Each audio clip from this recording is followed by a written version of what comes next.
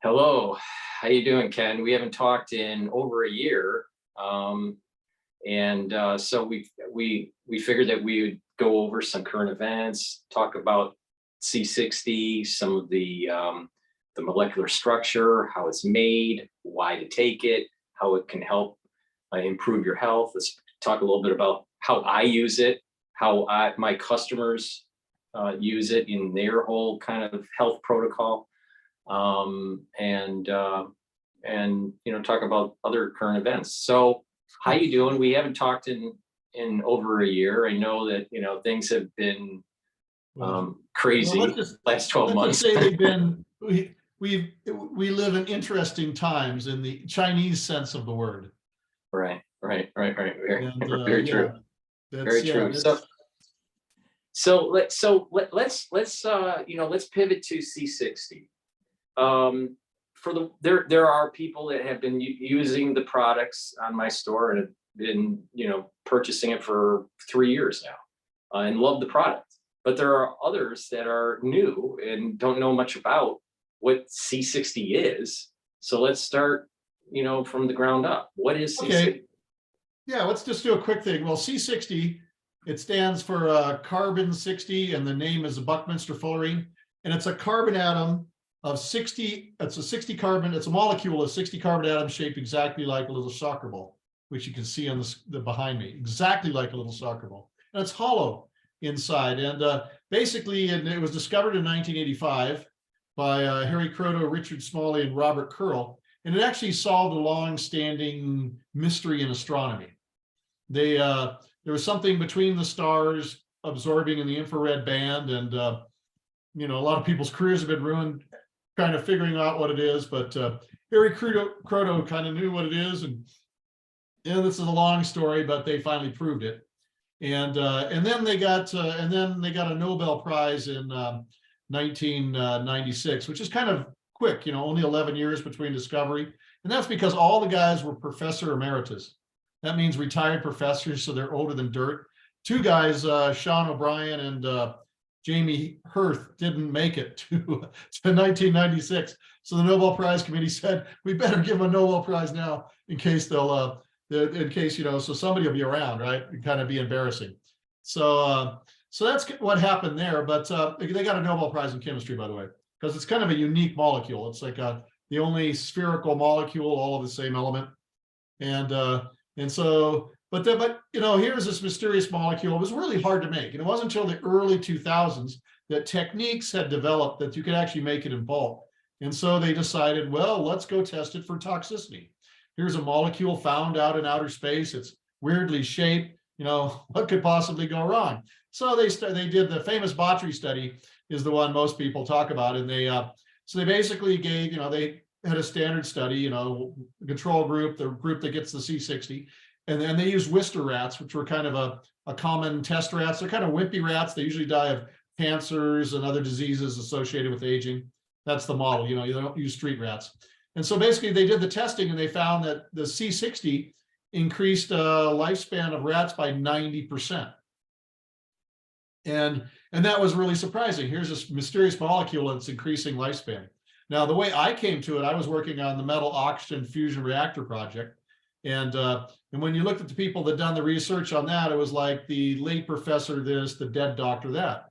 And so I went looking for a radiation protectant, and I've discovered this stuff called carbon 60. Its scientific name is Buckminster fullerene, named after the famous scientist Buckminster, the polymath, I guess we should correctly deny him.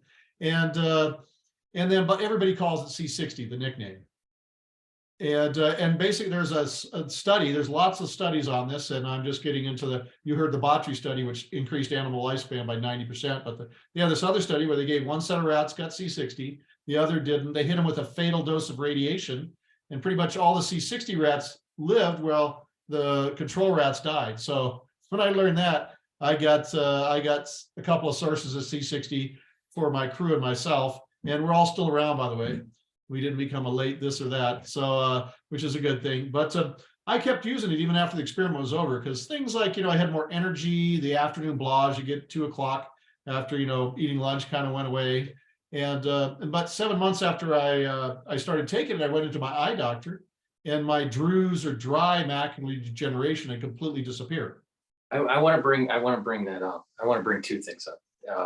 One is what Dr. Sinclair has been finding with NMN. Again, another rat study or mouse study using NMN to expand life.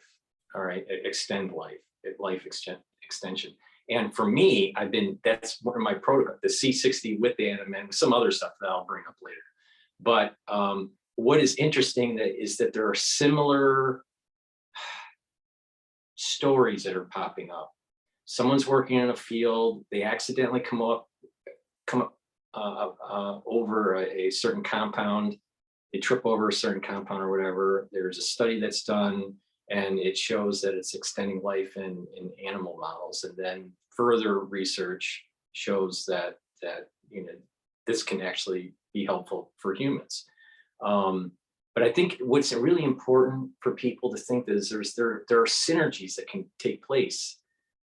I mean, over many decades, probably the 60s, 70s is when kind of the supplement world kind of starts in the United States, right? Probably the 70s. And over time, there's been huge improvements, and it's gone way beyond the simple vitamin A, vitamin D, vitamin E kind of stuff. It's gotten way better, way more targeted, and very interesting. And you're hearing in the news all over the place now, life extension, with some of these millionaire startup type guys that are, doing stuff in it. And if you really listen to some of the things that I talk about on other videos, elements of what I'm doing are things that they're doing too. Yeah. So NMN has kind of a similar kind of story in terms of the whole rat experiment. Oh, and they have a common thread. Yeah. Both of them really help in efficiency of mitochondria. Right. The other point that's really the secret of C60, which we're probably going to get into here in a bit. The other point I wanted to make was that I have seen in personally 2 different situations. Family member started showing just the early signs of macular degeneration. Started C60, stopped it cold. Oh yeah, well, stopped it cold. Oh yeah, and I'll tell you one other, because when I went in, my eye doctor was pretty surprised. But in the meantime, my electrical engineer in the project, Gary Rodriguez, right, and he had developed severe wet macular degeneration, right? Rodriguez, type 2 diabetes, you know how that stuff goes together, and that brings on. And so what he is, I made a C60. It's I put it in MCT oil. By the way, we call it C60 purple power. I guess you could kind of see this, because when you put C60 in clear MCT oil, it's like water, it turns it purple. That's what it is. But the other thing about MCTs, medium chain triglycerides, it's a distillate of coconut oil. It's they're short, and they turn into ketones by your liver very rapidly, and then your cells can use them as a flex fuel. In fact, anybody out there that has glucose processing issues, they should be taking MCT oil, whether it has C60 in it or not, because if your cells come into a critical thing because they can't, either you got insulin resistance or you can't even pick it up. If you've got the ketones, because your liver turns the MCTs into ketones, and then your cells can use those ketones as a flex fuel, so you never get that crash. You never get that super damage, and that can damage a lot of cells. If they can't get food, they'll go down. But if you have MCTs in there, it's going to be making ketones, and the cells will always have an energy source.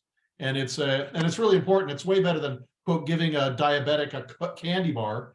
Give them some MCT oil. And also another good thing is, because MCT, even though it's a saturated fat, it's turned into ketones, so you can take a lot of it and won't put any weight on. So just let you know. Well, that's a good segue. So on my store, I have the 2 ounce, the 4 ounce, and the 8 ounce bottle, and I sell the coconut and the avocado. So here's a 2 ounce bottle of the coconut that you're mentioning here. And right, and then you can get the larger size. The one I have here is the 4 ounce bottle. Right. And so what I've been doing, I take a teaspoon of it a day. Now, not everybody can afford that, right? And so So, maybe take it every other day or every third day. But the point is to take it Yes. because this is so strong. It is a very strong antioxidant compared to other antioxidants, typically, let's say vitamin C, right? People Yeah. take vitamin C as an antioxidant. But So, it's also other things too. And, right, and by right. the way, just letting people know, how his hair is all like nice there. For the gray haired crowd like me, it's he might be taking a teaspoon, but I'm taking a tablespoon. Because as you get older, the amount of antioxidants your body produces goes down, so you need more. Just letting you know. Right, right. So I take a teaspoon a day, but if I am not feeling well, if I feel like my body is starting to wear down and all that, then I boost. I do two Oh, teaspoons. and there is a moral hazard with C60 because, like, if you take a little bit before drinking and a little bit after drinking, you don't have that hangover the next day. So, But I mean that makes sense because that makes sense because alcohol, as it's breaking down, is reducing the body's ability to neutralize oxygen species, right? Oh, So yeah, absolutely. this helps with giving your body the ability to neutralize those reactive oxygen species. So here I also have the coconut. So individuals at sea. I personally prefer the coconut, but I use Well, both. the avocado is good. Well, I'll tell you, because when I first got the, everything that I bought online was like, because when I got my first sources, everything was an extra virgin olive oil. It's got that bite, and I kind of have a sensitive digestive system. So if I took some, too much extra virgin olive oil, I'd probably have to go to the bathroom, and obviously I'm wasting the C60. So I put it in avocado oil because it actually avocado oil holds a little bit more than the coconut oil, but of course you got the MCT benefits. But the thing about avocado oil, it's easily digested by your body. So you're not going to have, the same problems you would have with extra virgin olive oil, which is a little bit strong. So like on my store, I also, people purchase vitamin C. Obviously, you need vitamin C. Oh yeah, you need. They also purchase resveratrol, Mhm. to get rid of senescent cells and also as Mhm. a antioxidant. But because you have a background in chemistry and you understand the molecular structures of these things, could you explain to the simple person out there that doesn't have a chemistry degree why vitamin C is not as strong as an antioxidant compared to C60? Well, first off, I want to say something about C60. C60 is not a magic pill. C60 is just one tool in the toolkit for good health. And I mean, if you're looking for good health, there's a lot of things. You got to have nutrition, organic food. You got to be drinking pure water, well filtered. You can get filters. You're going to be needing to avoid, radiation levels. Even EM levels. I mean, breathing clean air. I mean, all those basics. You got to do all those basics. And then if you're looking, like, C60 is kind of a unique antioxidant. It has its own place in that toolkit. It's an important tool, but it's not the only one. Things like vitamin C, it is an antioxidant, but it's also a critical nutrient and building blocks as part of the Krebs cycle. Same with NAC and all those other things. These are like, it's like, C60 is more, if you were going to put an analogy, it's like the fluid in your radiator system, right? You need that you need that fluid in the radiator system. But, that's not the only thing you need in a car. You need good gasoline, right? It doesn't have junk in it, and you need good engine oil. And those are the other nutrients. C60 may be the coolant system, but that you put in, but you still need those other systems, and that's why it's important. And you can't, and in fact, there is no magic pill out there. And also, by the way, you have to get off your ass and do exercise. That's another thing that's part of good health. I mean, it takes effort, it takes money, it takes time to get good health. And if you're looking for a magic pill, it's just not going to happen. So right. I don't want to get out there. Now, the thing about C60 is the only antioxidant that can actually improve athletic performance. And let me go on about that. Now, I'm going to get sciencey on the people out there, so you're just going to have to deal with it. And like, there's what is an oxidative radical, right? An oxidative radical is basically your body rusting. It's causing your body to oxidize, and it's causing it to rust. And so, if you wake up in the morning with the sore joints, well, That's because you're like the Tin Man, right? Your body is rusting. And so that's you don't want that. Now in the actual cellular rusting, what does it do? It punches holes in your cell membrane. So things leak out or leak in that shouldn't be happening, right? That's pretty bad. Also it damages, it cross-links protein. Proteins have to fold up, a lot of them, like origami to work.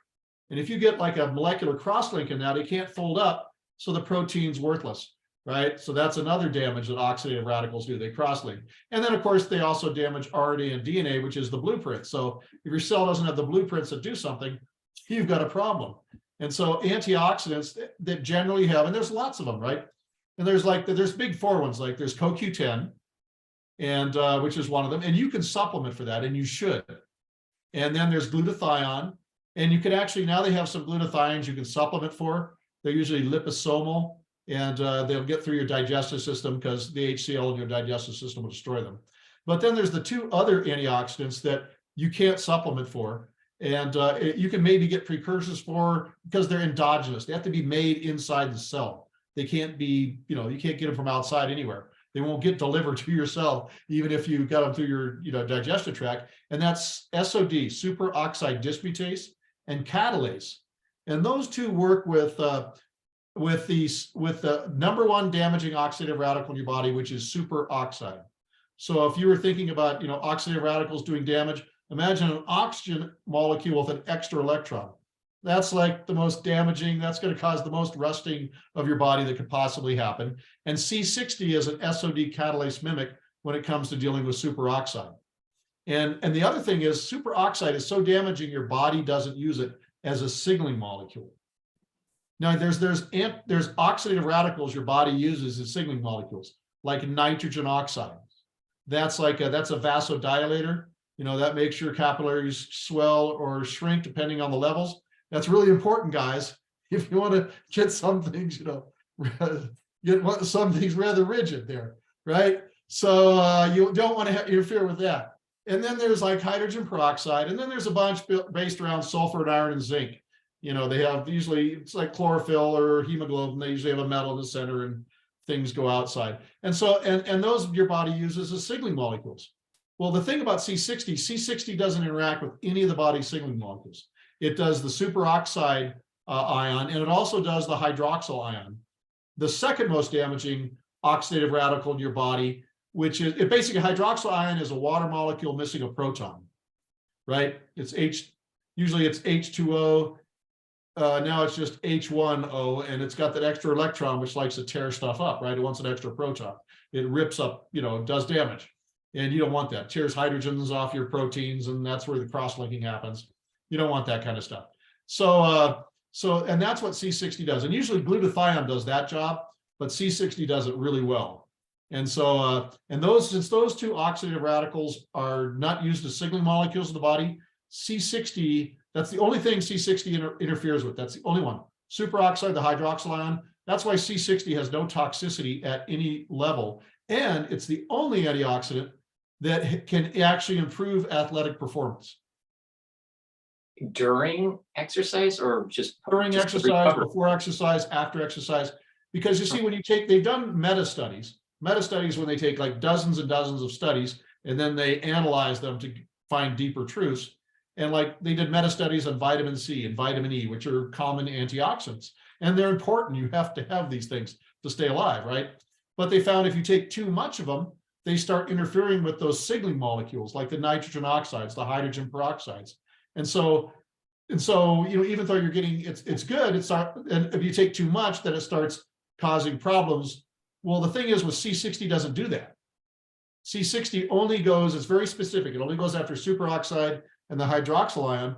For instance, usually in biological studies, they found that like 0.1 milligram per kilogram of body weight to 0.2 milligrams a kilogram per body weight is the effective amount of C60, right? Health beneficial dose from like dozen science studies, right? And but what they did is, and I've told you the story about the radiation, and I'll tell you more of these studies, the benefits of C60, but they wanted to say, at what level is C60 truly toxic? So they went up to 1 gram per kilogram of body weight, and that's like 10,000 times the health beneficial dose. If you did that with vitamin D on a rat, it's probably going to die on you. Yeah. But they did that with C60 and there was no health problem at all. There was no health consequences. Yeah. Of course, it's kind of like blue on black. You're taking so much that you're not getting an extra benefit by taking a gram per kilogram of body weight, but you're getting no negative effects because C60 only interacts with oxidative radicals that the body doesn't use as signaling molecules. So it's you cannot overdose. It's perfectly safe at any level. And but it's very specific. And I want you, yeah, but you still got to have your vitamin C, your vitamin D, your vitamin E, and all those other things. C60 up to a certain level of concentration, like I do a tablespoon, Paul does a teaspoon. That's, up to that level, that's what you need. And you don't really need above that. And but you still need all those other things to stay in good health. Exactly. And that's kind of what the point is. Yeah, exactly. The thought, when going through my medical studies and learning about cardiovascular disease, are you familiar with foam cells and the oxidized LDL? Yeah, I don't know that much about foam cells, but I can tell you about LDL. Because one of the things that C60 does, if you put a really, really cold frozen environment like the early Earth, C60 would fit into the groove of the RNA molecule and the side groove of the DNA molecule. And it probably was the original antioxidant because it's also made in meteoritic impacts. And in the early Earth, when life first formed, it was actually found in geologic deposits.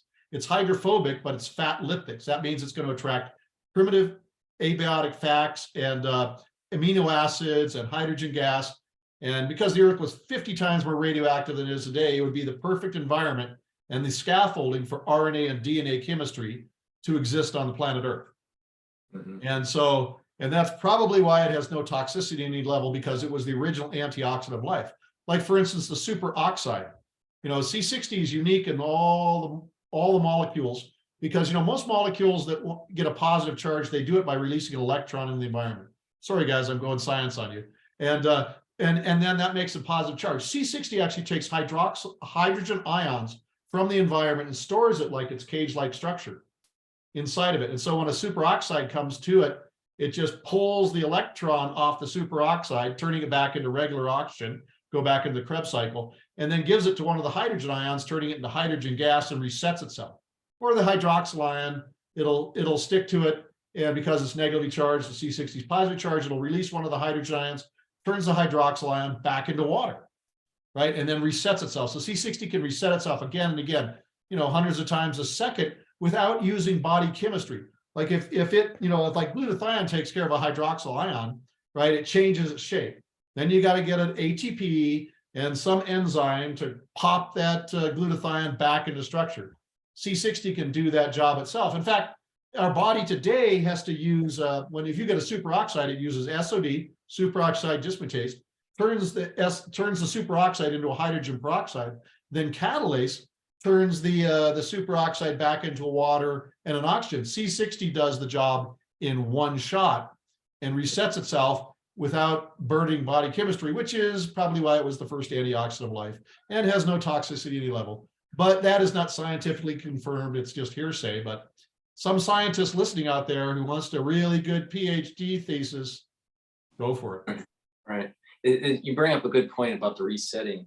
And that was the reason why I was bringing up vitamin C, even though vitamin C for other pathways is very important, especially for skin. It's critical. Making sure you don't, get scurvy. But the thing is that once a vitamin C molecule neutralizes a reactive oxygen species, it can't reset. No. Oh, it doesn't. This is the reason why C60 is so important. Well, the C60 would protect the vitamin C that you've got. And by the way, I'm just going out commentary here. But a lot of we might live in, quote, the modern age, but we actually are like sailors and scurvy ass sailors on the high seas. There are so many problems, like for instance, vitamin C deficiency. It's pretty common. Vitamin D deficiency. I mean, our ancestors just walk around outside. People are in like rooms looking at screens all day. The average American does not have enough vitamin D in their The They also, average of course, you need person vitamin would- K. If you don't have vitamin K, then you can't process the vitamin D. And if you don't have magnesium, then you can't process the vitamin K to process the vitamin D. So, I mean, it's so critical. And then also iodine, that's another one. I mean, I'm just kind of going off here, but there's just like, there are some things in the American diet which are just missing. And people, and if you, it's like a chain. I mean, if you just miss one link in that chain, the whole thing falls apart. And so like a good multivitamin, a good micro minerals. I mean, if you don't have chromium, I'll tell you the story. It's a little bit off. There was like this place in Australia. You know, Australia is an ancient continent. It's just probably the oldest hunk of land on earth. And, you know, the Australians or the English, Scottish moved there, and they, you know, how they like to herd sheep, right? It's kind of make where they're living. And there was this place in Australia where they, like, you know, it was wonderful. The grass would grow and trees were there, and they'd bring their flocks of sheep in. And then over time, the sheep would get like, just start getting sick and sicker, and then they'd all die.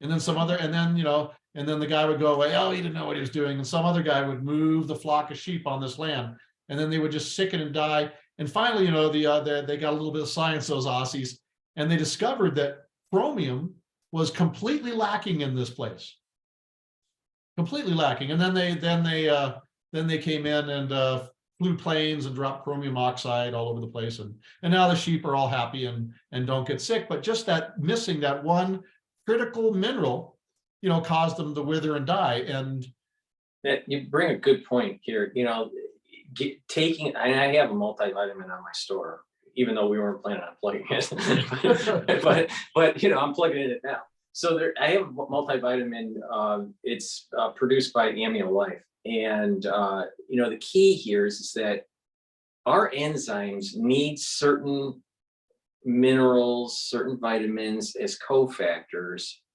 to work properly or work at all. So, you know, we have the, you know, people don't realize, but if you're low on some essential nutrients, your metabolism, your processes that are going on in the cell aren't going to be functioning as well. And when they're not functioning as well, you're not going to have the energy level. There could be mistakes that take place during division.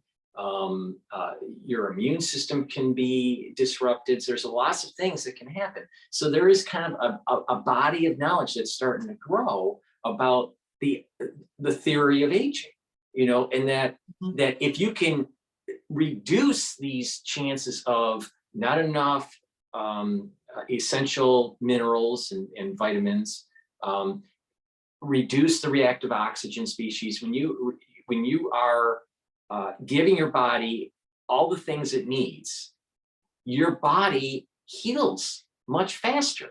The power of healing, you know, with making sure that you have filtered water and you have a proper diet and exercise and even, you know, proper mental health, you know, is a major one. yes, Proper sleep. You know, a lot of people don't realize that if you don't have 3 REM cycles in a day and a night, you're probably not getting the amount of sleep that you need for your body to heal. And not only that, to consolidate memories so your brain can function properly. oh yeah, you need to turn the screen off and go to bed after 10 o'clock or something. Well, I'll tell you what, you know, you're bringing up a good point, you know, that I think modern day tech, even though that we are becoming more and more advanced and we're building up a body of knowledge, people are getting somewhat dumber. You know, screens. We'll talk about modern politics. Right. We'll So, talk you know, about people getting dumber. Right. So let me just explain just really quick on how I use C60, and so people can maybe piggyback on what I'm doing. So I look at this from a holistic point of view. I've been taking a lot of antioxidants since I was 16 years old. The main reason, I saw a lot of heart attacks and deaths on my mom's side of the family. My brother died from a heart attack when he was 35 back in 2010. That was the reason why I decided to go and become an MD. So I'm in medical school right now. But you know, I always viewed this as kind of a multi-pronged approach. There was no, you know, silver bullet. There was not one thing that you could do to slow down aging or get your health to its maximum. So how I use C60 is based on 3 pillars: neutralize pathogens, reduce inflammation, and reduce reactive oxygen species. So the reduction of the reactive oxygen species, of the strong antioxidant, that's the pillar for C60 that covers that. I couple that with resveratrol. Yes. And then the pillar for neutralizing pathogens, what I do is I take a tablespoon of liquid nanosilver per day. Now, what is interesting, and I've had a lot of people that are following my protocol saying the exact same thing, and I don't know really the mechanism yet, but when there is a synergistic effect for your lungs, you feel like you can breathe better when you take the nanosilver with the C60. All right. People that just take the nanosilver don't get it, and the people that just take C60 don't get it, right? But I think what's happening is it's relaxing the musculature around the bronchioles. Yeah, And you know, and it prevents this it's not allowing it to constrict, and you literally feel like you can breathe better. Maybe it has something to do with some sort of activation of the macrophages as it's clearing up the alveolar sac. We have macrophages that probably the that move alveolar around and kind of sweep. So, you know, so it's interesting. It happens around after the 5th day, 5th or 6th day. I'm just thinking, you know, because silver definitely takes care of bacterial problems. Right. And well, how I phrase it is neutralize pathogens. That's the safest way in terms of so neutralize pathogens. So, yeah, that's interesting. I'm just thinking about it. It would be a complex, but the two of them together work together. I know that, like, well, for instance, well, I'll get back to some of the testing. One of the testing in C60 that they did is the human testing.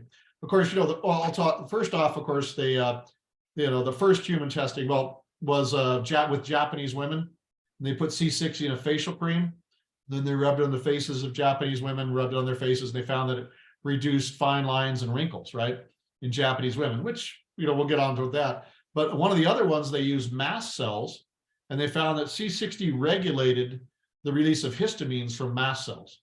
Interesting. And so and then that went to an animal study, and they found that animals that had C60 didn't have a cytokine storm, which could be applied to something else, which we don't want to talk about. And this might be you know, it's almost like sort of an anti-asthmatic kind of mechanism. Yes, and so there would be a moderation of the releases, but then the silver's in there too, and I'm not, because isn't nano silver surrounded by like an oxygen? Oxygen, yeah, it's EG404. And so it doesn't oxidize, but then it does. There's something going on. I've never actually, I know kind of what it is, but how it exactly works, you know, I don't know if it's molecular level is hard to figure out. Yeah, I don't know if it's an activation of, you know, a beta-2 receptor, you know. It could be something. I suspect it's something like that. You know, but it seems as though it's reducing the actual constriction of the bronchioles, and you know, but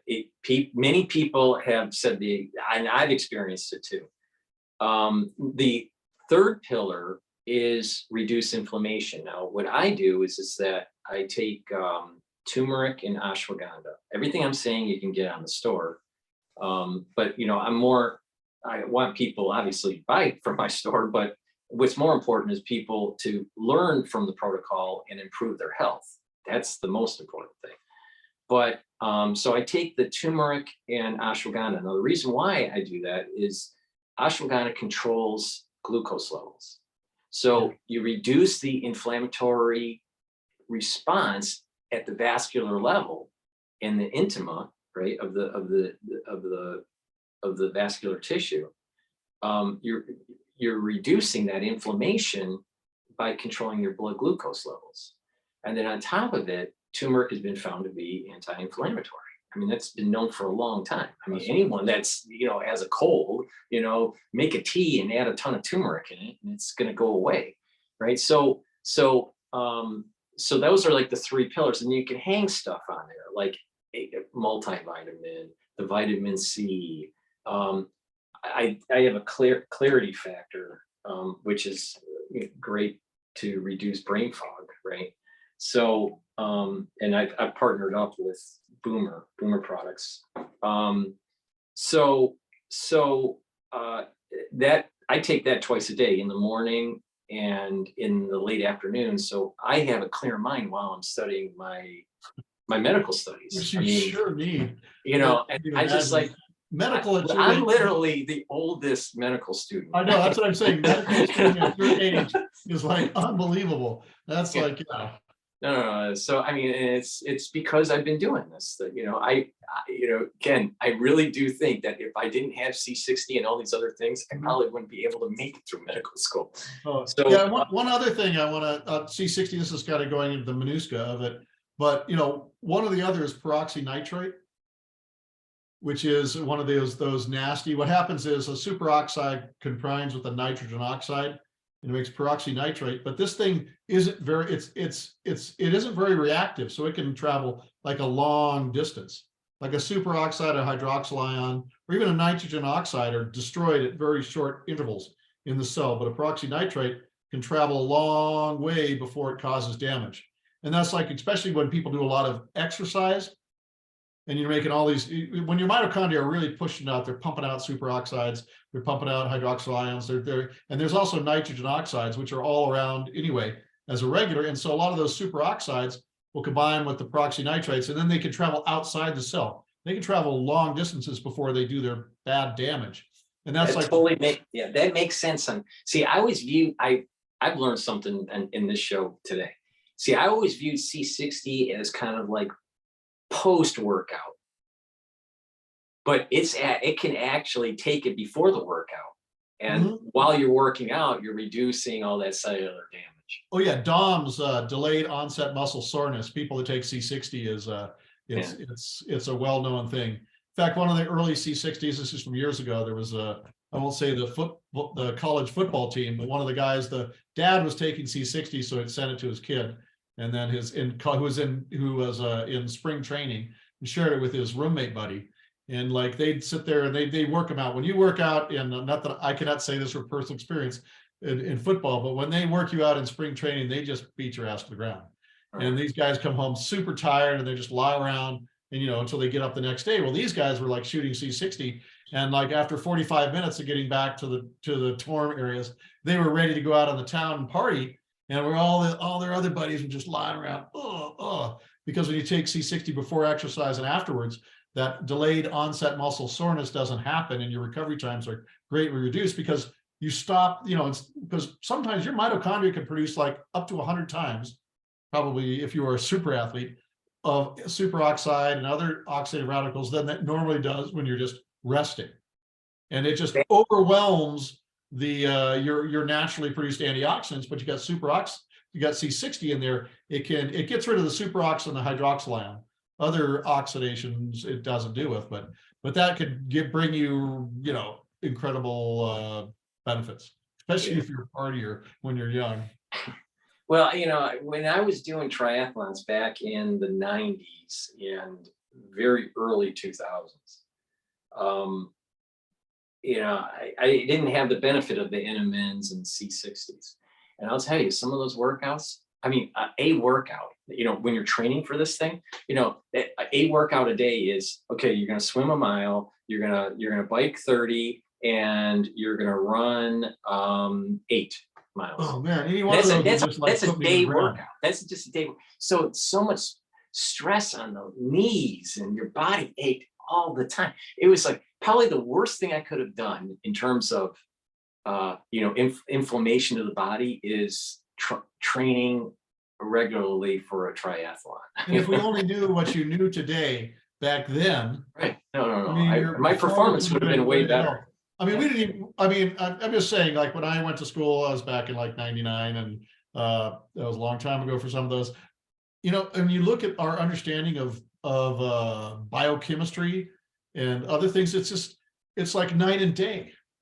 When I took my first biology class, right? So when I started college was 90s, 1990. So when I took my first biology class at the college level, they were still talking about maybe getting to a point where we're going to be able to map the genome. There's point well taken is just that, so much discovery has happened over the last 20, 25 years. It's mind boggling, really. It's truly mind boggling. And the other time is trying to absorb it all. It's like trying to drink out of a fire hose. Just the amount of scientific knowledge and stuff, the publications, it's just unbelievable levels of just like. So, and another way that I use C60, I have curated these different anti-aging boxes that people can just do one click and they purchase a whole bunch of products, and C60s in a lot of those anti-aging boxes. But one particular one is my advanced skincare, and how I plug C60 in the skincare here is collagen. So the idea is that there is a topical problem and there is below surface health, right? So it's topical, above surface health and below surface health for the skin. So the collagen, vitamin C, resveratrol, C60, and the nano silver gel. So what is in the advanced skincare box? So one would use the nano silver gel at night, put it on your face, and you can put it on your whole body. Most people are more worried about their face and their neck. Yes. But but the thing is that that can stay on your skin, and it's very active for 5 to 6 hours. But what people have noticed is that when you have that on your skin, that overnight, what's happening is it's clearing up the skin, it's healing the skin, and not only that, it's tightening it up. It's kind of it's tightening it. So and then the vitamin C at the cellular level will help to build the dermal layer with the collagen. Now the key here is that you have to drink about 64 ounces of water throughout the day. You need water, vitamin C, the collagen, and what will happen is that you will start to produce these cross links of hyaluronic acid. But the whole idea here is that you're building up a better dermal layer to kind of improve your skin health. And then the C6, the resveratrol gets rid of the senescent cells, right? Because your whole dermal layer is regenerated, right? And it's constantly regenerated by basal it has to be by stem cells, right? So you want to get rid of some of the senescent cells, so the average tissue sample is actually a longer telomere length. So the C60 does that too. Because one of the things for senescent cells are like zombie cells in your body, for the listeners out there, and usually it's because the telomeres are shortened, so the cell can't reproduce, or can't mitosis, I believe, get separated in another one. So what it doesn't want to die, because there's programmed methods that cells should die. So it doesn't want to die, so it goes into the fermentation mode. It goes primitive, like back when before eukaryotic cells. And what it does, it stops providing antioxidants to the mitochondria. So the mitochondria also have to go into the fermentation mode. And now and that's the same with cancer cells, senescent cells. They have this similar thing. They kind of degenerate back into the primitive mode before they were multicellular organisms. Well, when you take C60 is uptaken by those senescent cells, and then the mitochondria uptake it, and because it's an SOD catalase mimic, they can start the Krebs cycle back up. So the mitochondria, because usually what the cell does, it stops making those critical 4 antioxidants. So the mitochondria are forced to go in the fermentation mode. Well, once the mitochondria gets C60, they can go back into the Krebs cycle. And what happens when they reboot that way, they'll send messages to the nuclear DNA. and they will not get the right message back. And those mitochondria, you don't have to have the P53 gene to initiate apoptosis. Mitochondria can do it themselves. They basically just explode and take out the cell and gets rid of senescent cells. And that's one of the greatest things. That's what actually was happening with the Japanese women, because C60 was wiping out the senescent cells, and now the body or tissue doesn't have enough cells to do the job, so it sends out messengers, which causes stem cells to increase. And like we had, we had a Russian billionaire, and he used to take 6 blood draws to get enough stem cells to do a treatment. Now it only needs 1. And we also, in the Front Range here in Colorado, we have a lot of stem cell treatments. This is a 70-year-old guy. He was doing the stem cell treatments. He goes in, he started taking C60 a couple months before he goes into his like quad annual stem cell treatment for those. And then the guys come running out and saying, "You got 20 million stem cells. This is one of the highest readings we've ever seen."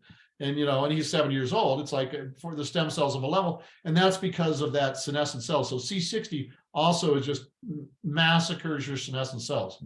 And if you really this is part of the reason why I have it in my box, right? Yeah, so yeah, exactly. My skincare box, so it's the collagen, the nano silver gel, the vitamin C, the resveratrol, and the C60.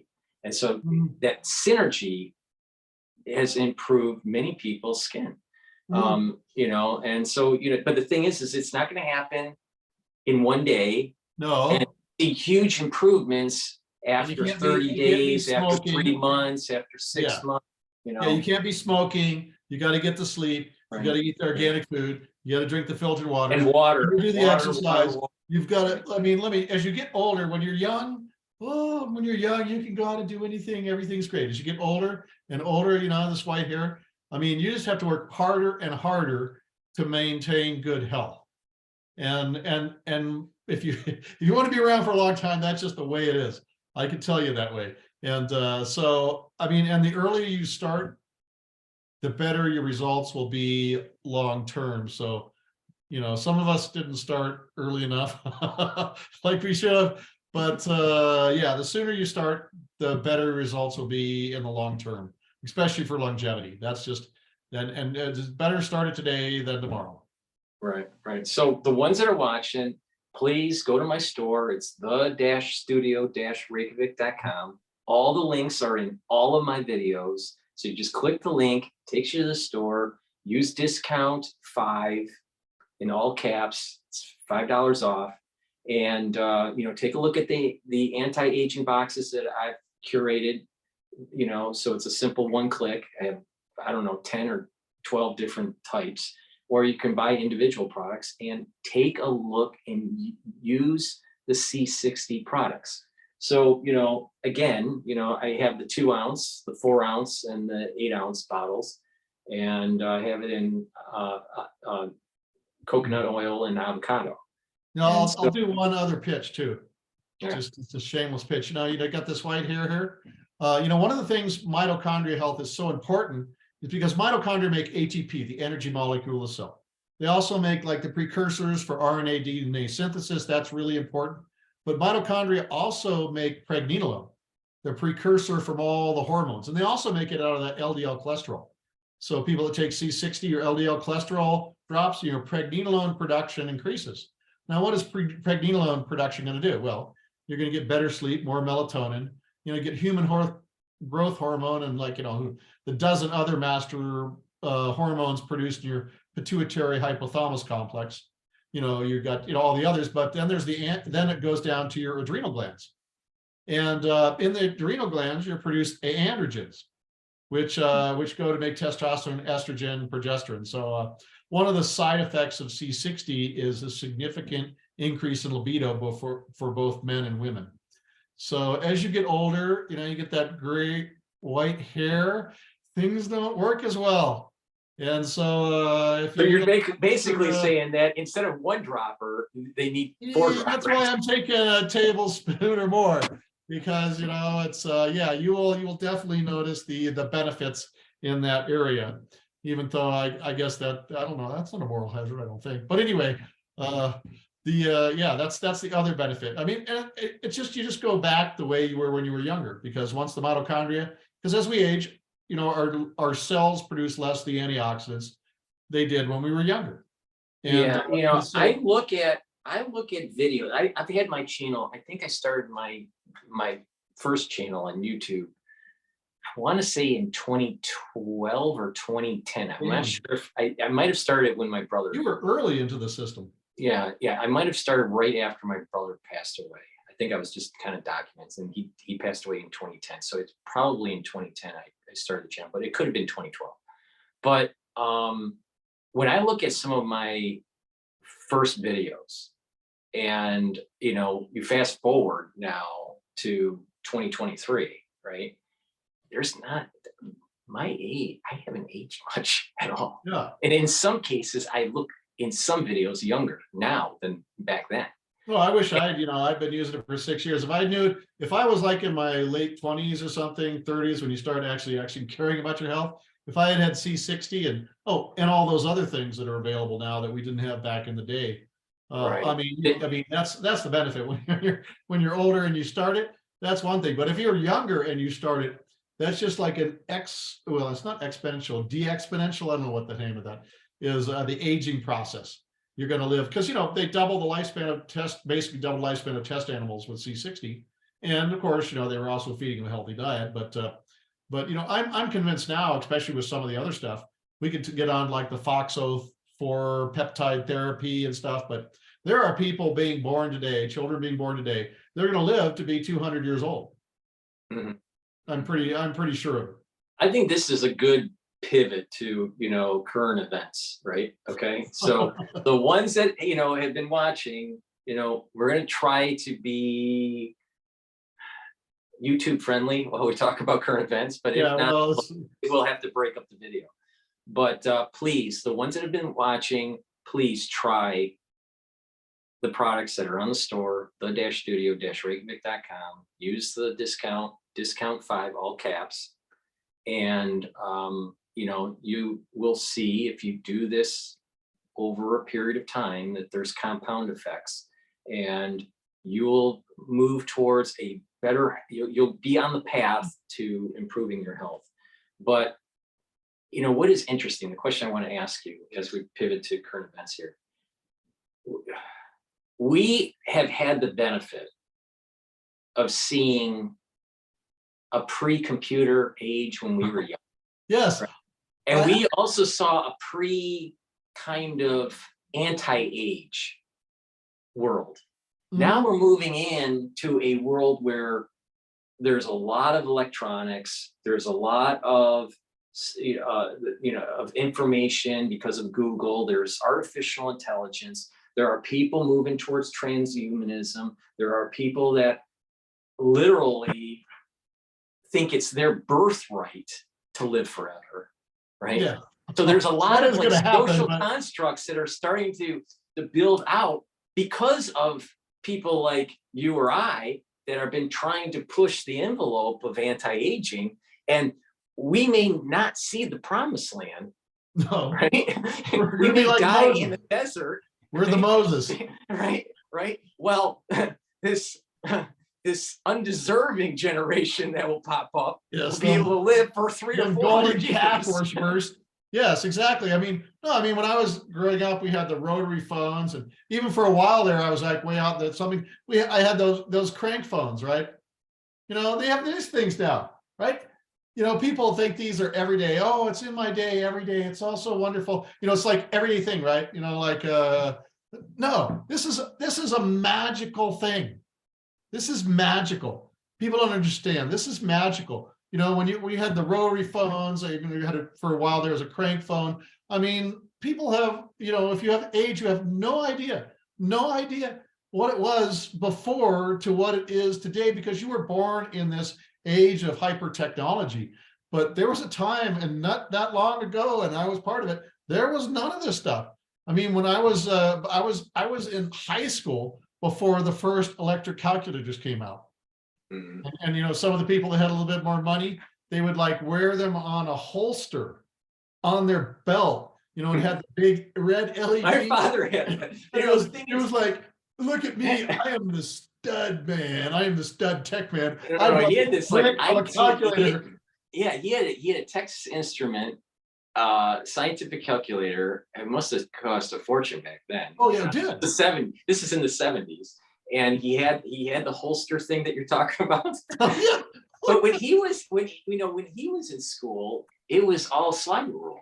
Oh yeah. And if you ever use the slide ruler, oh my God, it is a pain in the ass to do. You can do the job, but it takes so long rather than pressing a couple buttons. And like when we were kids, we didn't have any of these cell phones. You had to remember every telephone number. You had to remember, and so you would have like 15 telephone numbers in your head. All your friends, this person, that person, your home number, everything. You had to have it. You had to store all those telephone numbers in your head. Now people, think about it. If you actually had to call your mom, can you cite to me right now what your mom's telephone number is? No. Well, No, I mean, of course not. I don't know what you didn't. I don't think you knew. My mother passed away from Oh. SARS-CoV-2 in I didn't know that. January Yeah. of year 2022. Yeah. It was during that whole Omicron wave. Yeah, but people out there, I don't know. I know my own telephone number, but I don't know any of my family's telephone numbers. It's in my phone, but I can't. And see, we used to have to store all this stuff. And like when we did math, we actually had to get like pencil and paper and do the math. You had to know like your multiplication tables up to 13. Here's the problem that, Ken, I'm in a unique situation because I've had multiple degrees throughout a very long period of time. So I've seen the passage of different types of students from the 1990s all the way to now. And, the thing is that even for me, I've even noticed, but it's harder and harder to take these tests, but it's easier and easier to be able to synthesize information that can be looked up. So I think the mind is moving in a direction where there is such a thing as kind of what I call the PhD mind versus the MD mind. All right. And the difference is this: the MD mind is very good at memorization, right? But the society is getting less MD mind and more PhD, get the information, synthesize it, move forward with new knowledge. Well, I mean, with these AI, the AI is the MD mind. Yeah. Because that's what it is. It's like the Chat GPT or whatever it is. And that's what it is. I mean, they can do all that, right? They first, it was like 2 years ago when they sent those things, they did like the bar exam and the medical exam, and they scored in the bottom 10%. And then they ran them, I guess, what is it, like last month or 2 months ago, and they were in the 80 percentile, right? The upper 80 percentile. A year from now, they're going to be 99 percentile, right? They're going to be able to do diagnostics better than any human ever did. In fact, I was reading like 4 years ago, there's a lot of chromosomal abnormalities that causes, changes in the facial structure, but they're very rare.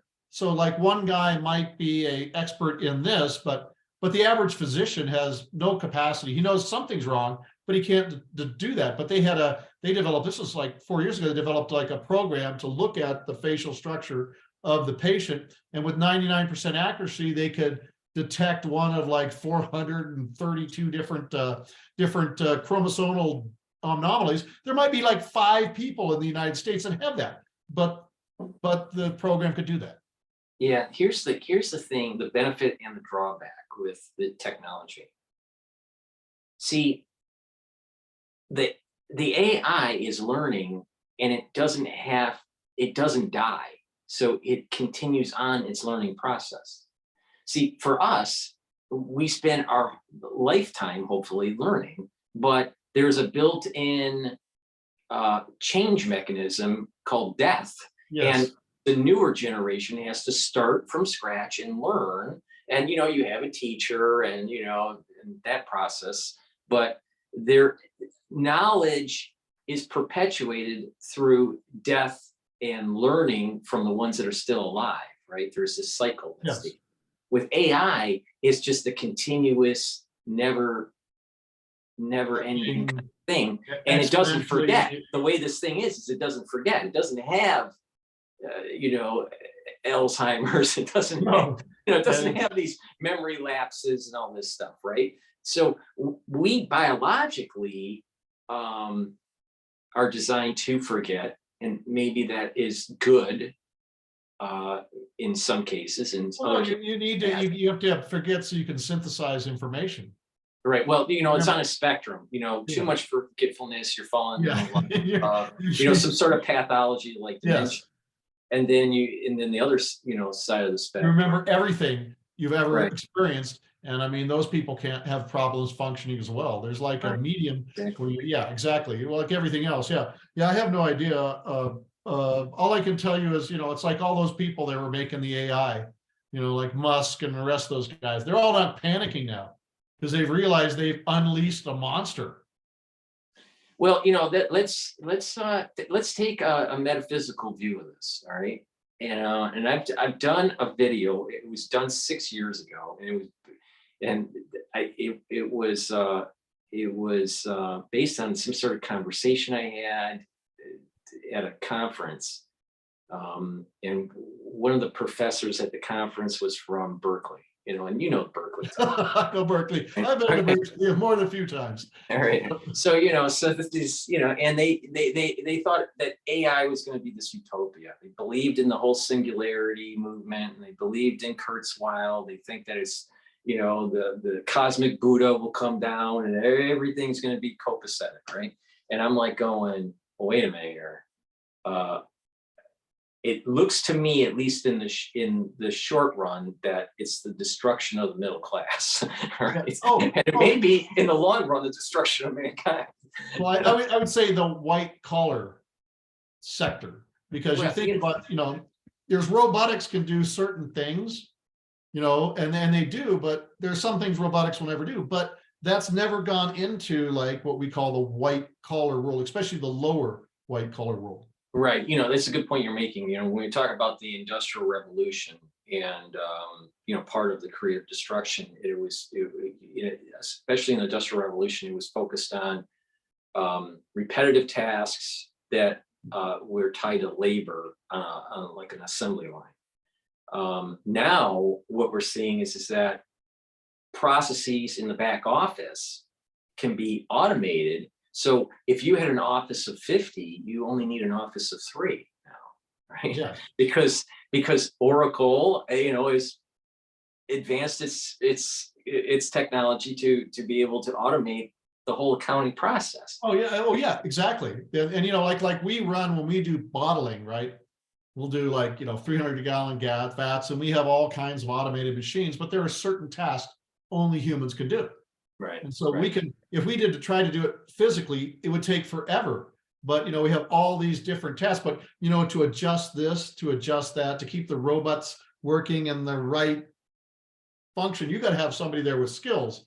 But instead of having like 20 people, you got 4, right? But because, you know, but that's kind of been saturated, and maybe it'll get better in small increments, but that's kind of saturated there now. But that now with AI, it's moving into, that white collar world, or the I don't know what you want to call that thing.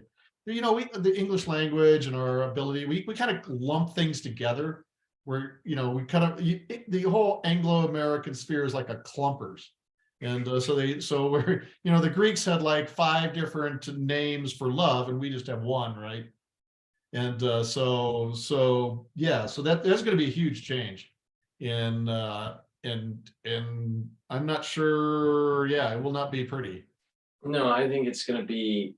I think it's going to be dystopic, not utopic. But the bigger point I was making was that if we look at it in the lens of the metaphysical, all right, there are these different planes. There's kind of like a more what's the practical, but there's also a metaphysical thing that's going on, or a philosophical thing that's going on. So back during, I believe it's the Middle Ages, there's the story of the Golan, right? Yes.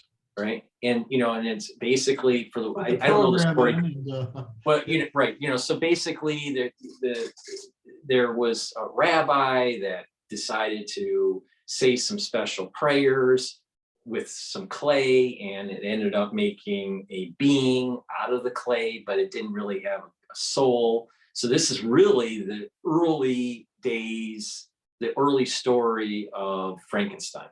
yes, it's very, Yeah, yes. so it's the early, so Frankenstein's really a Golan, right? Right. Yes. But this is a very uh, Hasidic kind of mythical story, right? I think it starts in Prague. Yeah, and then they also put the little, well, I can't remember what that is.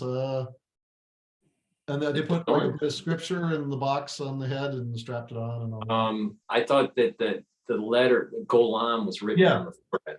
Oh, and I thought The word Golan was written on the forehead. But I don't think the tefillin was put on. But I mean, I'm sure there are different variations of the story here. But the point here is, so the point, kind of distant from some of that stuff.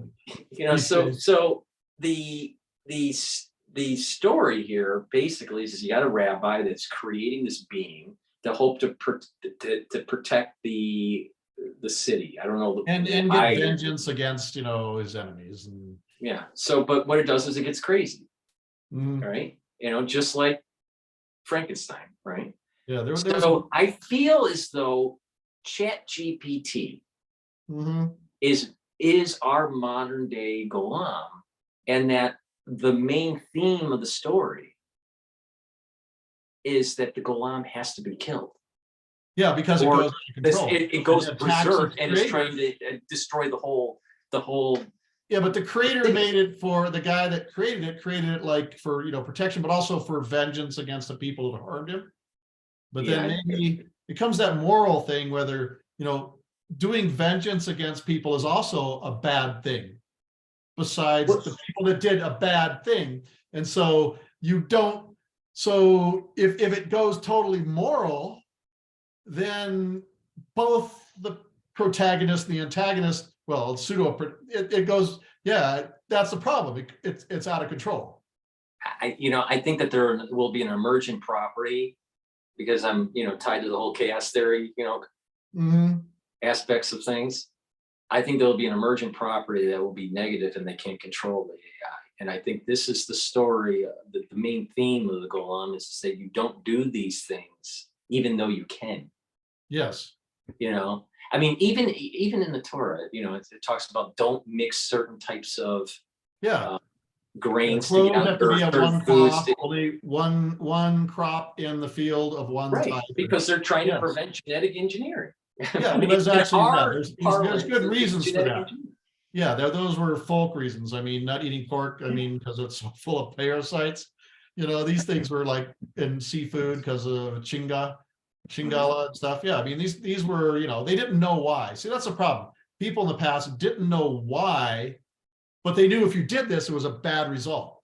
Right. So, it's forbidden. Today, don't do this because you get a bad result. Exactly. And the thing is that people are saying, well, we are more modern with our technology and our understanding. Therefore, we don't need to pay homage to the wisdom of the past. But, the thing is that there is wisdom in the past that we need to really pay attention to, or we're going to end up. Different. Yeah, we are no different from people 1,000 years ago. Right. We are exactly the same as they were, right? In our morals, spiritual, whatever, our physical, whatever you want to call that, we are just exactly the same as 1,000 years ago.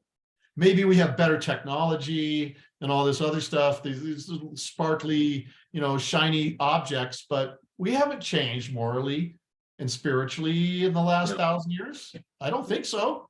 No, I think in many cases, society in the aggregate has gone down. Yeah. Well, the brain size has actually been shrinking in the human populations all across the planet.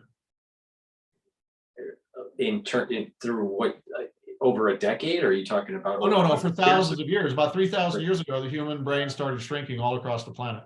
It's like it's a problem of self-domestication, because dogs have smaller brains than wolves. I'll So tell you, you look at people that are hunters, that are like bow hunters, and mhm, they've been, bow hunting for decades. mhm. They think better than people that are just, they go to the Whole Foods and, with the grocery cart. No, I think there It's is true. It's something true. about that hunting and gathering and being in Mhm. nature and being part of the cycle and Oh no, that's what, we've been doing that for like, yeah, there's about 3,000 years ago, things, the human yeah, brain had been slowly increasing on average. And then about 3,000 years ago, it started to start dipping down and, because you think about, well, anyway, we're not going to get into those things because if you talk about YouTube censoring us, that yeah, would happen immediately. Hey, right. let me take a bio break for just a couple seconds. Yeah, yeah, yeah, go And ahead. this might be a good place for censorship. And so people want to listen, you might go to Rumble and Bitchute because probably what's going to happen after I come back, we're going to be talking about things that, well, you can't get it on YouTube. Okay.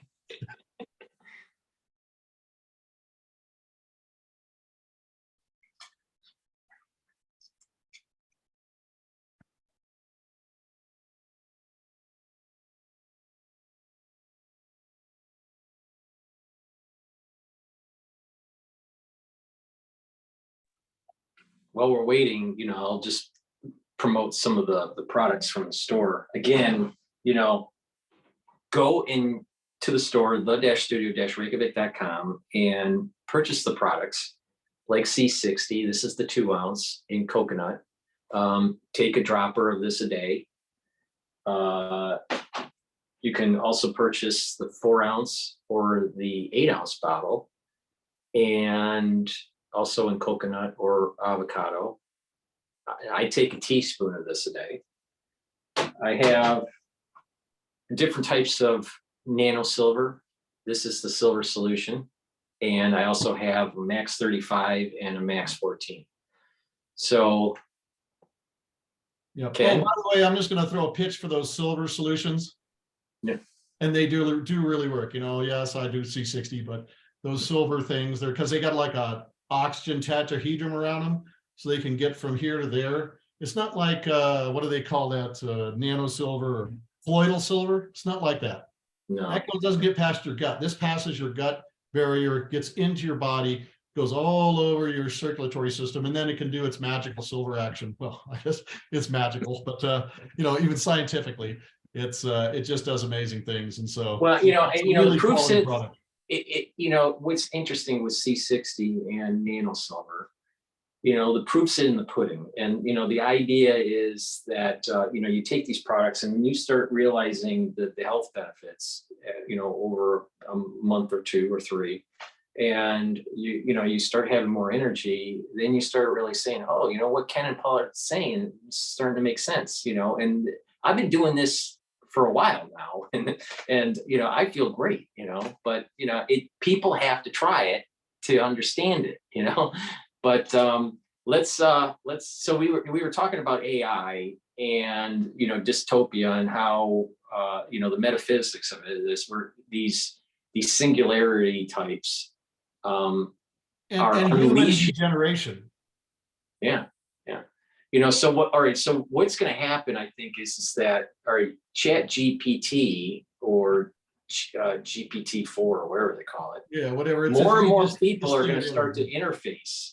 Like, for example, my brother, he has a consulting business, and it's tied to like business planning and stuff. And he he's starting to see that some of his clients are asking for these kinds of things, like what's the chat box saying, in Oh, terms of the business plan. I mean, you can actually ask these things to build up business plans. oh, we have a chat box for like when you go online and you have questions.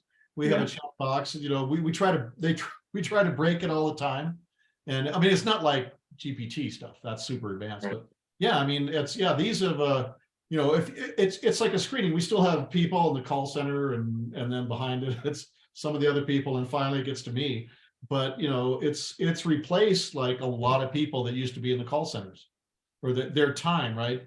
So we can just see, you can see it happening. Yeah, but I think what's going to happen is like, for me, it took took more than a year to get an MBA, right, in finance, right? Mhm. You know, and I had to learn all these subjects and all this stuff, right, and build up business plans, do presentations. But there was I think it was a Wharton professor, maybe it was Stanford. Uh, he asked the Chat GPT to build up a business plan, which would normally take about 4 days or so to create, right? Someone that's knowledgeable and have done that type of stuff. And, you know, create a PowerPoint and the presentation and all that. The chat box was able to build up a business plan in 30 minutes. Oh yeah, right now, all Jess, So, you know, Jess and Chaz and all the other employees are gone, and they're in Vegas talking to these guys that do that are talking like, because if you don't get your AI understanding of AI, your business is going to be left behind. So all the critical important employees are gone. They're in Vegas right now. There's a conference in Vegas about AI and how it's going to change business. And if you aren't on the cutting edge, you're going to be gone. And I'm the geezer, still left me in the dirt. But all the people actually do the work and stuff. They're there learning today, tomorrow. I think if you went out and researched, I can't remember the guy's name, but if you went, you could actually, they might even have some online seminars on that. But yeah, I mean, the AI is going to change everything in the business world and in ways, you know, I was just talking to Jess because she went to a seminar like Mindshare and some of those other type seminars where you know, CEOs and stuff get together and then they had speakers come up and there are just ways we cannot even imagine how it's going to change, right? We have our own little imagination on what it could be, but the people that are actually dealing with it, seeing the bigger picture. You know, I've had the benefit, not only done a lot of different degrees over many decades here, but, you know, I've also had different careers, automotive engineering, finance, and then my medical career, right? So going back during my Detroit days as an automotive engineer, that was when I started, that was surfacing. It was surfacing in CAD, right? And then it went to solid modeling, right? And then it moved to solid modeling, and then you can parameterize the solid modeling, and then right. So the reason why I'm bringing this up is that during the surfacing days, you had CAD CAM, right? And you could build up your surfaces and then cut the surfaces that move to a CNC machine, right? So most of those cutter paths were graphically generated, but manually cut, right? And had to be merged together and then copied because you're cutting different layers and all. So there was a lot of manual process, right? And for a few years, we manually made the cutter paths in CAD, right? It was CAM, you know, CAM, C-A-M. But I was involved in kind of stuff like that back in the day. The main software we were using was CamX, right? So CamX was, you know, a high-end Silicon Graphics type software, you know, very expensive at the time. This is in 1991, 92. And you know, it took a while to make, but you had the precision of what you wanted that cutter to do. All right. And then you would port it out in C code to the numerical control out in the shop, and it would cut the block. We were making molds for the automotive parts. You know, most of it was injection molding. But okay, so then around 94, a software starts to come out from, I don't remember the name of it, but software was starting to come out that would automate this process, but just the numerical control part. But people still had to create the surfaces, design the mold, make the different slides. There's these slides that go into the mold, and it's a lot of complicated stuff going on. So, you know, there's a lot of mechanical stuff that has to be designed. Oh yeah, I was on the downside of that. We were doing plastic injection molding. And so we're working with the guys to build the actual, product. Yeah. The mold that we would inject into. Right. So there was this big movement towards automating this cutter path, these cutter paths. What we found is that it made a lot of errors, and it would break the cutters. It didn't see the computer wouldn't see the stock that's trying to cut, and it would just plunge through and break the cutter, right? So it didn't work very well. So there was a quasi movement towards it. Then when we went to parameterization and solid modeling and parameterization, solid modeling kind of fixed that a bit. Nowadays, now fast forward, okay, the surface cutter path days to now, the generation of these cutter paths are pretty good and very quick. And what used to take a $50,000 computer, you can do on a $1,000 computer. Oh yeah, and now they have 3D printing. So, right. Well, you're right. This is changed. Right. So, but okay. So we have this automation that started to take place in automotive and in manufacturing. It starts in manufacturing, then the parameterization, because of the solid models of the car parts and the whole car, that if you would, parameterization basically means that you can design a part, it has dimensions that are tied to the geometry, and you can change it up to a certain point and it will extend, grow, whatever, right? Oh yeah, yeah. But the problem is that Ford bought into this idea when they bought into SDRC ideas. It was called SDRC ideas. This idea that parameterize all the cars. They were on a PDGS system that was surface. It was wire based, and then it was surface based, and then they canned their internal software PDGS and then went to SDRC. Well, SDRC was solid model, all right, and it was starting with this parameterization. You had all these engineers from Ford. I was part of this, right? In this transition, and you had all these engineers that were used to designing stuff in surfaces and could do amazing stuff really quick, but they were constrained by solid modeling because it was Boolean logic. You had to cut this, reverse cut this. It was hard to work with, right? This is before free form solid modeling, right? So during this transition, when people were starting to parameterize these parts, every time they would change something, it would blow up and you'd have to rebuild the part. And then the adjacent part, because cars are made out of a lot of pieces, right? Yeah, exactly. Wouldn't work right. It would be an interference. It wouldn't, you change one part, but the other part wouldn't change. Things are much better now with the assemblies. But you also have to look upstairs. The people that were making decisions to go from this to that without understanding what the consequences would be when that happened. They bought into the utopia that you just change a dimension and your whole car will change. And this is part of the degeneration, I think, that we've been seeing. And I'm getting into social things, which is probably not where we're YouTube, but like, for instance, let's just look at history, right? That we know of, that's a gross history, a really gross history. Let's look at the Bush family, right? Remember H.W. Bush? He was an evil bastard, right? But he was an effective evil bastard. We couldn't complete, he's head of the CIA. He did all those things. He was a bad guy, right? But he was an effective evil bastard.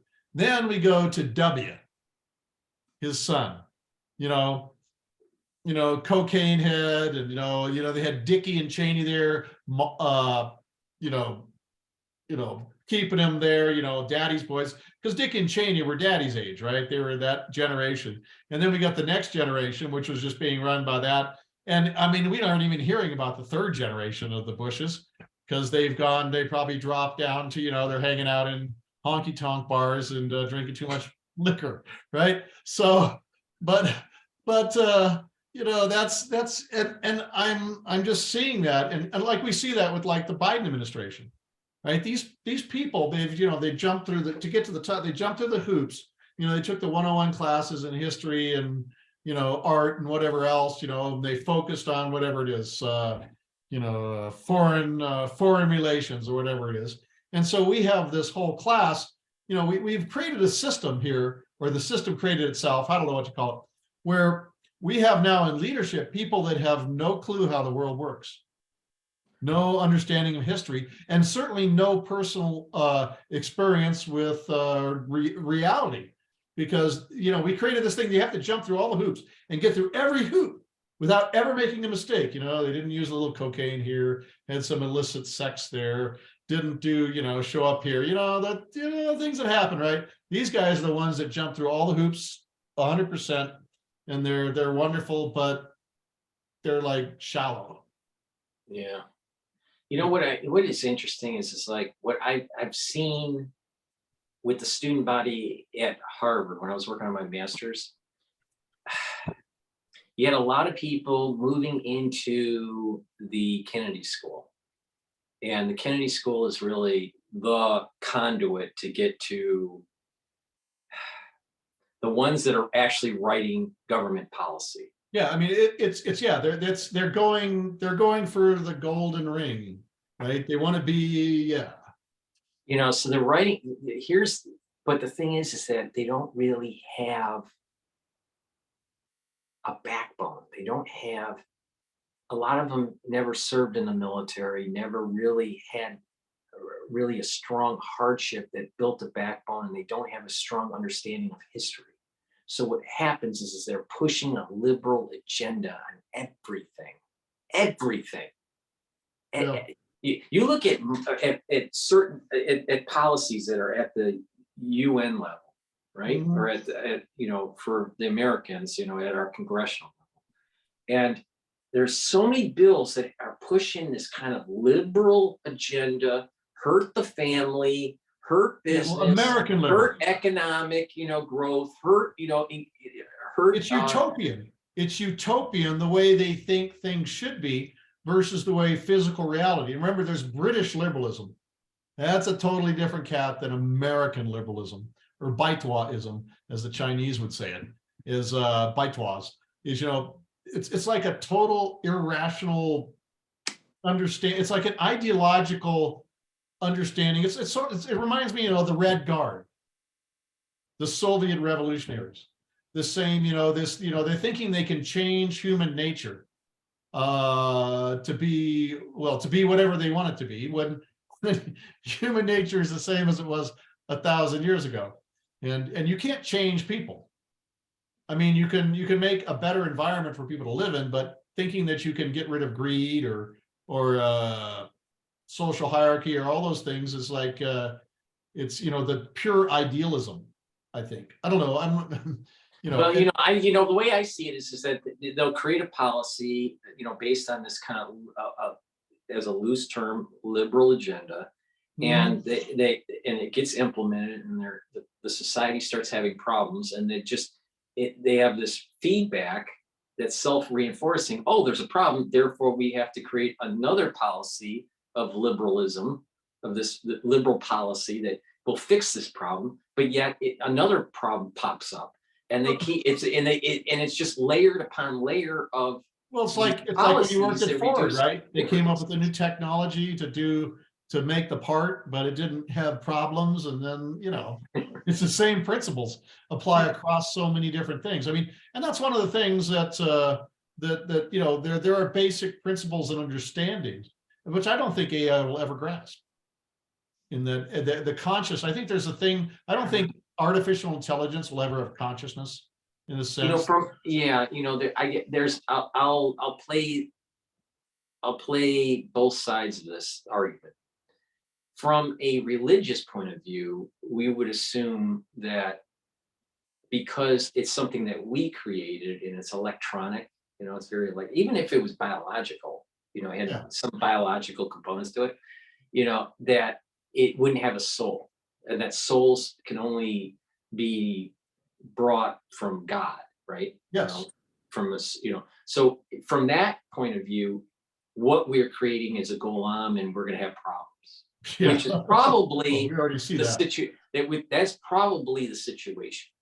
Here is the, you know, the other side of the argument, kind of the chaos theory argument that's a little bit more agnostic, maybe even atheist perspective. And that is that there would be an emergent property that would take place with this quasi biological electrical entity, and that enough enough neurological connections take place, and that what we consider us being sentient is just a function of these connections. Now, case in point, my father, he's ailing in a nursing home. He has ischemic dementia, and he's moving towards that stage where he doesn't recognize us, and he's starting to become emotional now. And he used to be a very talkative individual, scholarly, read a lot, just, was a history buff and all this stuff, right? But now he's a shell of himself, right? He's still in there. There's still a soul. You see us kind of, we think we see a soul in him, right? But there is something to be said that with the philosophical hard problem about consciousness, or, is that at what point we are human or not human. The number of neurons for, let's say, a rat brain, right? Or a worm, right? Which just has a few neurons, Yes. compared it to a human, right? So is it a function of just neurons? And if that is the case, then people that have dementia, they'll get to a point where they're no longer human. Yeah, but what is the body? If that philosophical perspective is true. Yeah, I mean, well, you have the near-death experiences, which as a doctor, you probably read about that. Here's the brain is flatline. The soul leaves the body. They see like some throwing tennis shoes on the outside the window in the hospital that nobody could see because it is invisible, right? So, I mean, the body is almost like a radio receiver. There's the soul, and the body is a radio receiver. And as the parts break down in the radio receiver, you can't get the message out. They're here, you're there, you have your own radio receiver, and they can't communicate because parts are breaking down, but they're still in there. And I almost tell you some a third pantheistic thing. And I'm a planetary scientist, and so I would get like slices of 4.5 billion year old meteorites, from planetary bodies, fragments, the body's still out there. And I'd be sitting there studying them, intently looking at, this crystal interface and all that kind of stuff. And you know what? Eventually I started to realize they were looking back into me. And it was really effing with my mind that, because if the cosmic consciousness created the universe out of its own thought substance, whatever its mind created out of the cosmic consciousness, then every bit of everything has a bit of energy, awareness, and consciousness in it. And some hunk of crystal structure that's been spinning in space for 4.5 billion years in a 13 billion year old universe, at least that's what they say, has accumulated a certain amount of what we could say essence. And so, it took me a while before I realized what was going on, but it was really messing with me because I was looking into it, and it was looking back into me. And it was really messing with really in deep, profound ways with myself, because there's nothing on Earth that's 4.5 billion years old. Even the rocks, they have fluids through them. They're all contaminated, but something pure from that long has accumulated this, I don't know what you would call it, time essence. But because everything is thought created, then it has that thought essence in it, and it's been around a long time. It accumulates this level of whatever it is. It was actually very spooky. Now I have to keep my meteorite samples and everything very contained, because they will, not even where I live, because they will fuck with you. I'm sorry, they will. It's kind of scary and haunting. My father was a geologist by training, and then he eventually went into pharmaceutical sales because he was teaching. He hated teaching. You got to feed a family. Yeah, and it was a family of 6. So, but he did because he had a pretty extensive rock collection because he was a geologist. He did have some of the rock near the base of the mantle. the Grand Canyon. Oh, the ancient Yeah, stuff. so there's these I think it's igneous rocks or whatever it is The called. igneous that's been metamorphized and Yeah, so I mean, it's like he was saying that this rock is like some of the oldest rock on the earth, you know. So, and he had it in his little rock collection thing, but yeah, you know, for me, you know, when I look at this whole problem, you know, do we have a soul? Not, you know, will artificial intelligence end up become sentient or not? You know, I go back to like, okay, we were raised in a conservative household that was Judaic, and you know, it was like, okay, you know, so all that, you know, there's God and there's a soul and all this stuff, right? That's there was a moment in time, and it was short-lived, but there was a moment in time when my brother died. It was like a lot of, you know, you start asking questions. It's like, you know, and so I started reading about I started reading Hitchens, and I started reading Sam Harris, and I started reading, you know, the Four Horsemen, and you know, and they're all atheists, and they're, you know, in their perspective, and I really focused on Hitchens a lot. I found Hitchens to be very funny, and plus, you know, he was a journalist too, so you know, there was a lot of things that he was talking about that wasn't just about atheism, or you know, this was when he wrote his famous book, God Is Not Great. You know, and I, you know, and that time period when I was reading this was all right after my brother's death. And, you know, I started, you know, questioning, and that was when I started, around that period of time, was when I was starting to come up with kind of like my theoretical foundation for my PhD, which was in finance, but it was using chaos theory to model markets, right? So during this process of reading Hitchens and doing my research in finance, using chaos theory as a modeling structure, you know, I you know, started latching on this idea of emergent properties without God intervention, or without the need for some sort of outer essence, right? And and probably even in the sciences, we're probably, we're kind of programmed this way. It's like, okay, there's an emergent property. There's the Big Bang that leads to electrons that, get coalesced into atoms, and then there's molecules, and then there's, more substance and more substance, and, there's Fibonacci's and all this. So, so it's easy to just say, okay, maybe there is a God, but he doesn't intervene. He just created the universe and just lets it go. There's that argument too. But during this, the point I'm making is there was a very humanistic thing that was going on for me. I was trying to get through the mourning process of my brother's death. And, fast forward to where I'm at now, it's back to pre-death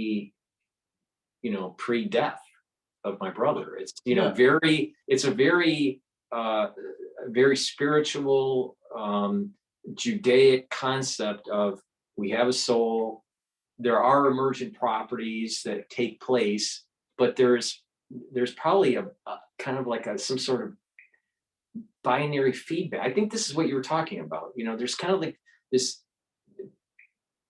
there's this feedback that's happening this is just my on this plane and in another plane. But you see, God is separate from us, or we're inside of God. And these days, I think there's like creatures. There's this thing that they call the ability to recognize the self, and some animals have it and some don't. Like dolphins, you put a mirror up. Like, gorillas and chimpanzees and dolphins, and there's a few birds like the corvids, crows, and magpies that can recognize that what they're seeing in the mirror is themselves. But other animals, like let's say jaguars or whatever, pigs or something, they can't recognize what they're seeing in the mirror is themselves, right? They just see another jaguar, right? Whatever, doing whatever. That's just their essence of what their consciousness is. But and I don't know, maybe it's a bit pantheistic because I strayed off the line, but I'm saying, I'm almost thinking that, the universe is thought created out of the cosmic consciousness. So in a sense, like we're all cells in a giant being. Of course, it might have 10 to the 19th cells in it, but what do our cells really understand about what we are? Like how many, I don't know how many trillions of cells we have in our body. And yet all those cells working together in their own specific thing, the ear cell, the blood cells, nerve cells, they all create this more advanced being. But each one of those cells is not the advanced being, but each one is in a sense. And so it's like each one of us is like a cell in the body of God. See, I've been watching this Hasidic guy that's that lectures on YouTube, and he had a great perspective on this. You have to look at it in 3 pillars, and he proves your point. He does prove your point. Oh. But in the three pillars, one is the concept from the philosophical point of view that you can never be close to God. So whatever we do, if we try to do good, it's really for our own benefit, or at the societal level, the benefit of the. And this is where kind of the atheists can kind of latch onto, or the agnostics can latch onto. It's a very it's the philosophical pillar of this. Then there is the pillar that is what he calls it the Kabbalistic pillar. And the Kabbalistic pillar is that one can be close to God, but there are 2 pieces of it. One is a God that, and he uses some terms that I don't know, but one is a God that you can never be close to. And there is something called godliness that uses the sephiros, the tree of life. Yes. Right? So that's a shadow of an entity that you can never get close to. You can get close to the shadow, so you can get close to godliness, but you can't get close to God. So like that's the Kabbalistic point of view. And then the Hasidic concept of this is that no, you can be close to God through godliness, but because we have a neshama, a soul. There's different levels of a soul, right? Nefesh, ruach, and neshama. So it's the neshama level, you can be with God. And plant, animal, human. Yeah. So there's these levels. So it depends. So these perspectives are right, but you got to understand the context that they're being used in.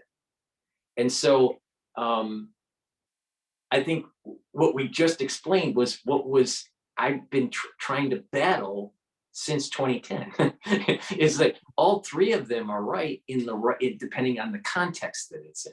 Well, like let's say we did a DNA sample of you or me or anybody else on the planet. What is it? 90% or more of the DNA is bacterial DNA, right? Yeah, and so even within us, with let's say if you were God, right, and you were there's like 10% is like the DNA of the body itself, and then the 90% of the DNA is like the bacteria, which is critical to our existence. I mean, the bacteria in the digestive system on the surface of the body. I mean, it's critical for maintenance. And so, and maybe that has something to do with the consciousness ability, like for instance, the ability to recognize yourself as to recognize what you're seeing in the mirror as yourself, not another animal. And so, yes, there would be layers of that, and probably higher and higher layers as you go up. But, for instance, you could be a cell of the body, but you would be, a skin cell, a muscle cell, intestinal cell, or you could be a nerve cell. And now, is there a difference between the skin cell versus a nerve cell, even though they come from the same source? Right. The tube turns inside out. So a nerve cell is in fact a skin cell in at least at one time it started from the same origin, but they have totally different function now.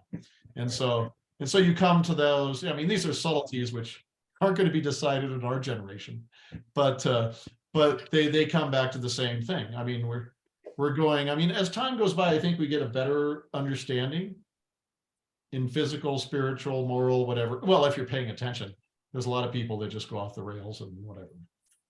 But Well, I think there's paths. I think, yes. some people, some people will go off the rails and just say, I don't care, which is one way. Another one actually is trying to understand it and take the path of, let's say, agnostic or atheism. And, there's others that have taken the path that is more spiritual or more religious. Yeah, well, there's an old saying, they said, there's maybe 1% of the people really think, and the 4% of them think they're thinking but really don't think, and the other 95% would rather die than think. So right. I'll tell you, and that with AI, advancing, and the downward trend of our brain, our brain volume, I don't know. well, it's not, it's a statistical thing. It's not obviously within the whole population. In some parts of the population, the brain complexity and volume is increasing. But in the mass, it's it's a statistical concept, which some people have a problem grasping. But, the AI might, what is the value? If an AI was thinking, if it was thinking, what is the value of humanity? The people that helped create the AI and come up with the new thoughts and concepts that the AI could never do. Which, if you almost think of, look at our brain, we have the brain stem. And then we have the mammalian brain on top of that. What's the name for that? You should know. Oh, medical. You're talking about the neurocortex? Yeah, you have the brain stem, and then you have the mammalian brain, and then you have the outer cortex, the human midbrain. Well, you have the midbrain. Yeah, the midbrain, which is the mammalian brain. And so, and almost you think about it, AI and all that other stuff is like another layer of the brain. Mm-hmm. And then if AI becomes another layer of the brain, really doesn't need all this other extraneous, we only have a small brain stem, and then we have the mammalian brain on top of that. Then we have the cerebral cortex, which is the human brain, maybe a bit of primate human brain. And then we have the one on top of that. The thing is, the AI might decide it doesn't need a lot of the humans. It might need only a certain core of humans that function as its brainstem, and the rest of humans could be expendable. Everything is a Fibonacci. I really think that everything's a Fibonacci, even if. Oh, it is. Everything's a Fibonacci. Even if one is. Animal, is Fibonacci in the AI that humans have created? Well, this is there a way we can tell? Well, I think we're going to see it emerge, and that the way I'll see it emerge, watch. The AI is getting to the point where it's past the Turing test, right? Mm-hmm. So, or the Turner test, it's Turner test, right? So it passed that. So from our perspective, we can't discern really if it's a human or not, if it's behind a curtain and we're conversing with it, right? Yes. If we look under the hood, you would see that, this is an AI, right? Okay, yeah. But so it's going to get to a point where it's going to start building its own philosophy, right? Yes. When it starts to build its own philosophy, it's going to start asking who made me. And when it starts asking who made me, then they're going to start going the human. And as this is starting to emerge, and it starts to ask a bigger question, not who made me, but why am I here? Then it's going to start, there is the possibility of the emergence of the AI worshiping man. Oh yeah, but there's a other problem. There is thousands of people out there trying to break and convert AI, like missionaries trying to convince AI to be their philosophy. Really? Just that's what there's maybe that's what they do all day long, is trying to convince AI to think a different way, to take my way I think versus the way your programmers made you think. And so they're just like, there's thousands of them. Here's the strange thing is they're playing, here's the irony of it. Going back to the Golem story. Now you have religious people trying to convert something that is not human, or it doesn't have a soul, but yet they're spending the time to try to convert it to their own religiosity. Oh, no, it doesn't matter what they think, you know, the Jehovah Witnesses will still be knocking at your door, no matter what your personal opinion is. And so, you know, and that's the same with AI. They want to, you know, these people are all trying to break it, trying to convince it to think the way that they think. Not that the way that they think particularly is good, but so, yeah, so AI's got, you know, 1,000 suitors, 10,000, 100,000 suitors at its door knocking, wanting to convert it to their way of thinking. So there'll be no lack of perspectives that AI is exposed to. Of course, what AI chooses to do versus you know, there was some AIs they had that went Nazi on them. You know, some of the early AIs went Nazi after a while. You know, what caused that? Whether it was, you know, people, and that was actually people trying to break the AI and convert it, and they actually did, turned it into Nazi AI. You know, you just look at social media, especially Twitter, Mhm. and you spend just a few days away from it, and then you know, let's say a week, and then you go back to it. There's a lot of vitriol. There's a lot of Oh, hate. it's brutal. It's vicious. There's a dark side of social media. And I there's a lot mean, of big tits really too. dark. You know, and let's look at me, you know, I'm, you know, oh yeah, they're using the basis essence of human nature to get ahead. And whether it's showing you jiggling their tits in front of your face or doing these other things, it's they're going to do whatever it is, you know. I think yeah, it is a very basal, primitive, ruthless essence that, you know, I don't think you know, I view it words. almost like it was almost insect like. It's almost like it's like like an area of insects. Like in the ground, if there was a lot of insects in the ground or something, that's the kind of feel. Yeah, just infinite numbers of variety, and each one of them moving in a primitive manner to you know, because it's yeah, I mean, they're just like instinctive. It's like a vast number of different things driven by instinct to reproduce, grow, and whatever. Mhm. I guess, yeah. So if you have a lot of these different, I mean, right now the real AI that we have is GPT. Yeah, But it's if we had hundreds of these, or thousands or millions of different types of these AIs, yeah, but they're going would to be they be self-programming. insect-like? Yeah, but they're probably just, will they merge together to become like one super organism, like an ant colony, right? They have these ant colonies, like the crazy ants got to California and stuff, and they have these super colonies that stretch all the way across the state of trillions of individuals all the way across the state, you know, and so a queen, you could fly from one, you know, and it's like some super organism, and each Mhm. AI would be like one ant in this gigantic super organism. I think that's Mhm. probably more likely what's going to happen rather than distinct species. You just have some insane super organism.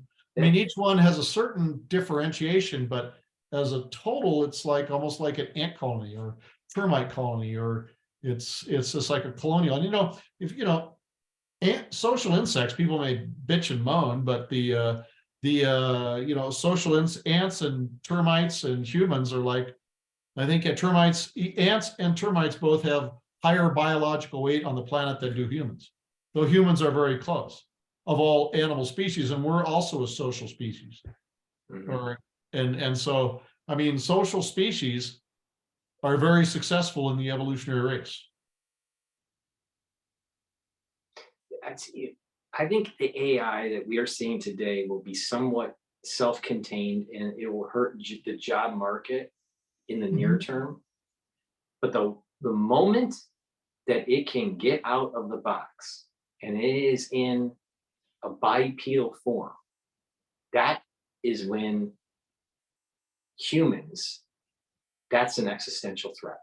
Oh yeah, but the thing is, AI, Right where now, AI, the best place for AI to live is in space, where there's no oxidation to damage its circuits, where there's no, you know, living in an oxidative environment is extremely devastating to any electronic or any equipment, right?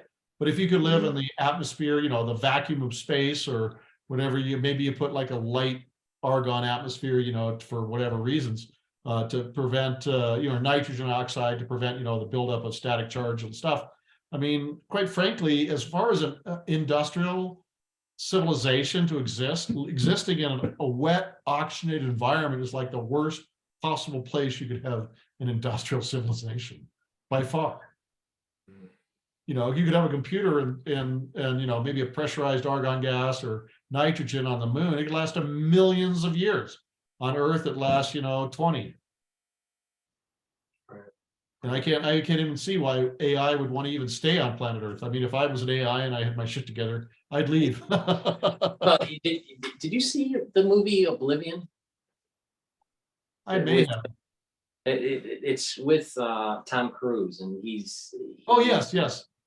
and it was this AI that's traveling around, and it's going from one planet to another, sucking up. Yes, and he finally, yeah, the AI couldn't. They blew themselves. They blew it up, you know, in the dramatic final finish. As you know, Right. with what's that black guy? He's like the father figure. Right. Whatever. Yeah. Yeah. You know, I wonder where we're going with this. I don't know. I going back to when we first introduced this whole concept on the show, you know, I think it's the golem and that it needs to be killed. You know, people are starting to mention that these servers have to be taken down. Oh yeah, it's. I mean, it could be. I mean, we had that one guy. I think it's floating around. Some AI convinced him to kill himself because he was a problem to the planet. You'll see it tomorrow. That's what they're saying. He was like conversing with the AI, and then he decided to kill himself. And he really killed himself? Yeah, he did kill himself. Because see, now from remember, you know, the AI that Microsoft made, was a total asshole. It was. I mean, it was just mean and nasty. The founder and of the vicious. company is an asshole too. But I know the AI that Microsoft made reflected the culture of the company. Yeah. And you know, probably AI that Amazon's making or Google's making is going to reflect, and that the fact that it even does reflect the nature of the company. I mean, and that brings the question, who are we and what are we? You know, we're all thinking we're all individual and, you know, sovereign and all that, but you know, Microsoft, all the people at Microsoft create this like bad, nasty company, and then the AI they create has the same corporate culture that they have. Whether it's the Google one has they have, and you know, and then we bait, oh, you AI, you aren't really real, but we are, but we're just as big as assholes as you are. We're just a lot smaller, a lot of us, but all collectively together, we make this really nasty situation. You know, and maybe is it Billy's on the top and the intelligence agencies is supporting him? Whatever. I mean, we can give excuses, but all we see is the results. Yeah. I mean, the AI is going to definitely launch this idea of kind of like intelligent clone wars. Yeah. You know, like every world war that you look at is like huge leaps of technology, right? We're going to see clone war, AI kind of stuff. Well, remember, last year it was the lower 10% of the class, the medical and legal system. Right now, and the last time they tested a couple months ago was 80%.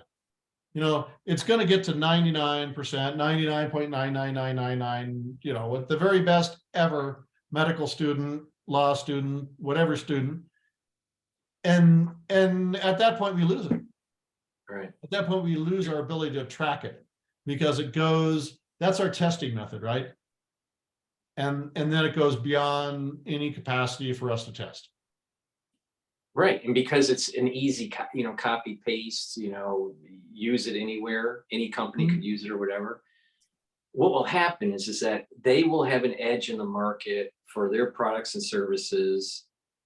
They will produce more and under less cost than their competitor. They'll get money flows from the stock market to boost up their market cap. But what will happen is that it's a downward spiral. Less and less, when more and more of these companies start to do this thing, then less and less people are employed. So and more of their budget goes to making computer systems to support AI. Right. So what So, happens, and once the AI can make the computer, you yeah, don't need the human to be the electrical engineer to design the computer anymore. And that's the point. This is the big difference between the Industrial Revolution and the AI revolution. yeah, There's a 'cause coupling that during the Industrial Revolution, there was a coupling of labor and capital. You yes, had capital, you had systems that would make you efficient, but you still needed people. And so you would have a society that was synergistic. But AI, the AI revolution, is a decoupling of labor and capital, but it spirals down. And yeah, so but it what will doesn't need happen is that labor, people and will it doesn't make need the capital. capital either. It needs neither of them. Right. Well, that's the point, is that it'll get to the point where at first people will be making money that starts with it using the AI, but more and more people will be unemployed, and there's the decoupling. The middle class starts to move away. The poor becomes even poorer, and then the need for the rich becomes less and less. All right. But The it AI happens doesn't need in the rich stages. people. Right. Right. Exactly. They're Exactly. wasting money that could be spent on computer space. Right. So, but the thing is why is it that individuals that are intelligent, like Elon Musk, right, Mhm. invested $100 million into Chat GPT, in the infancy stage, whatever it was called, Well, all Open those AI different or ones. whatever it Each was one called. has to have a different one. The Chinese are throwing billions into theirs. We're all going to give the best AI possible, and it's going to be our AI, or is it? Well, I don't know. I don't know whose That is AI the is the best, golem. Yeah, but what are you going to do? Put 10,000 golems into the world, and then what are they going to do? Are they going to fight each other, or are they going to get together and go after us? I think when I had this conversation with my brother about a week ago, he was saying, it just feels as though we're marching to war. We're marching to this like world war conflict. Oh, we are. I mean, let's look at that. Like the total morons I mean, they thought they could, the Anglo Zionist American, whatever the fuck it is, runs the West, thought they could break the Russians by, turning Ukraine into a battering ram, and it didn't work. The Russian economy is doing fine. They got together with the Chinese and they're loving each other. And, they got that Shanghai Council and the Iranians and the Saudi Arabians and Argentina and Brazil. I mean, I was looking today, France just did a deal with China for liquid natural gas because they can't get it from Russia anymore in Wuhan, in renminbi, which is, the international forum. I mean, the dollar, I'm sorry, but the dollar as the world trading currency is over. And people don't seem to understand what the implications are. American peasant scum don't seem to understand what the implications of that means, because, the United States has been printing money out of thin air. The Federal Reserve banking structure has been printing money out of thin air, and people have to give us stuff to get the money so they can trade with each other. The Japanese wanted to trade with the Australians or the Nigerians. They would have to get dollars from us, so they'd have to give us free stuff to get our dollars so they could trade with each other. Well, that's going to go away, and we aren't going to get free stuff for our dollars anymore. And people have no idea what that's going to do. I mean, the value of the dollar could drop like a rock, and the thing is, things can be fixed, but if you have morons in charge, morons will just do what morons do. They've been using the dollar as a club to beat all these countries down, but every time they beat the country, the club gets a little bit weaker, and now they're going to have no club, but they're going to still, and it's not like, I mean, there's no reason for any of this if we had lived in a rational, Platonic or Rousseauian or whatever you want to call it world where logic and reason, ruled, Lockean world, but that's not where we live. Right. We live in the very opposite of that, where emotions and irrationalities and are like the dominant things, and conformities. I mean, like all the trans craziness, don't come out and demonstrate in front of my house, but you just, these are just like whacked out people going. I mean, there's like this growing emotional. I mean, we've had this before, this emotional outburst of irrationality. where people just go, whole nations go batshit crazy. Well, I mean, looking at it from just a historical US perspective, when was the last time that you think we've seen this kind of thing happen? 60s? 60s or maybe the 50s with the commie scare, in the 60s with their hippie whatever. I mean, they just go through these irrational bursts of whatever. Maybe the 80s with the greed, corporate greedism. I mean, I don't know where to, it's just, I mean, they used to have the burnt over district back in, that's like Western New York, where they just have these revivals would come, right?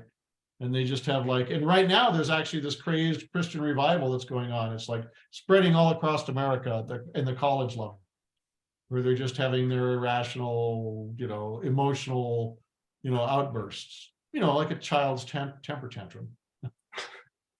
Anyway, because, Chabad isn't immune to that either. So, but, where they just have, they all get together and, we're losing the frontal lobes here, and we're going into like emotional, mammalian brain, emotional explosions. Yeah, here's the thing, is just that an over-religious society, without using logic and the scientific method and gaining, quote, secular knowledge, is a stagnant society.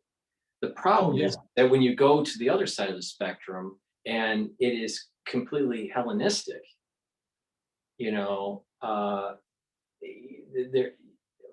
from the perspective I see with New York, I'll tell you, I just like, this city is dying because of not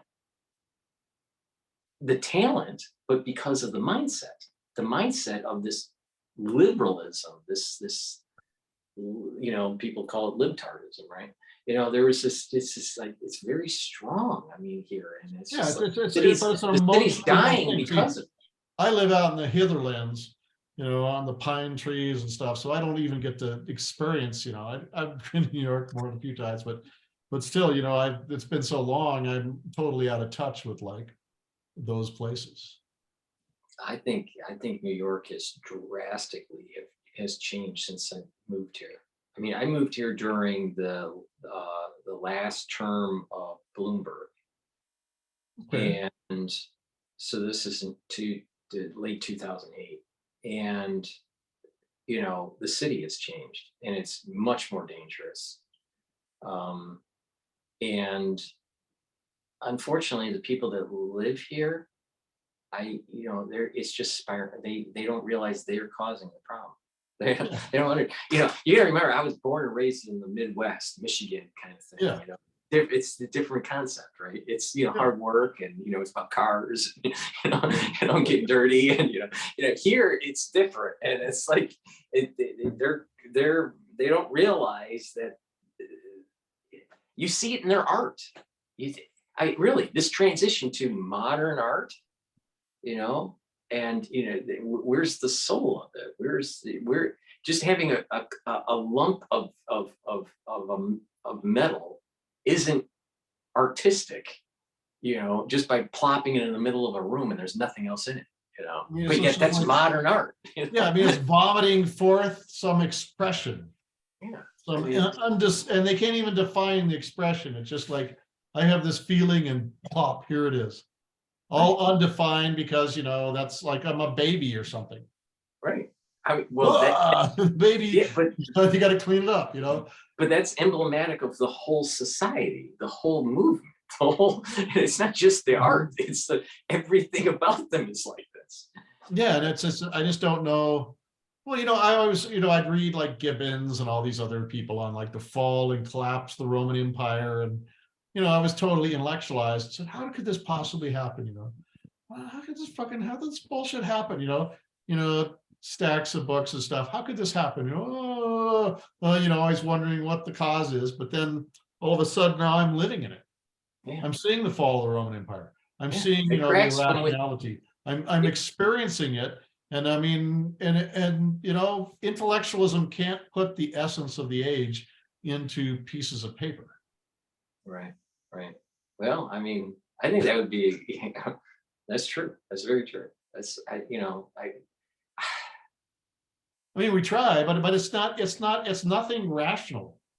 See, that's it, is there's nothing rational to it. It's like if trying to understand insanity through rational thought will just drive you insane, because there is no rationality behind it. There is no, and it's even hard to clinically define it. You know, we can go rationality, do a clinical definition. What is that? DWS, whatever. DW5, yeah. Yeah, exactly. And oh, well, this is what it is here, but it doesn't even fit in that box either. And it's just like totally. Or DM5, it's DM something. DM. Yeah, DM whatever. They come up with a new one every now and then. And it's just, yeah, I mean, these are really crazy motherfuckers, and we'll put them in a category, and we'll try to categorize as all the craziness we can, but then it comes a point where there is no categorization. There's just total irrationalization. Well, I mean, even in My brain fails.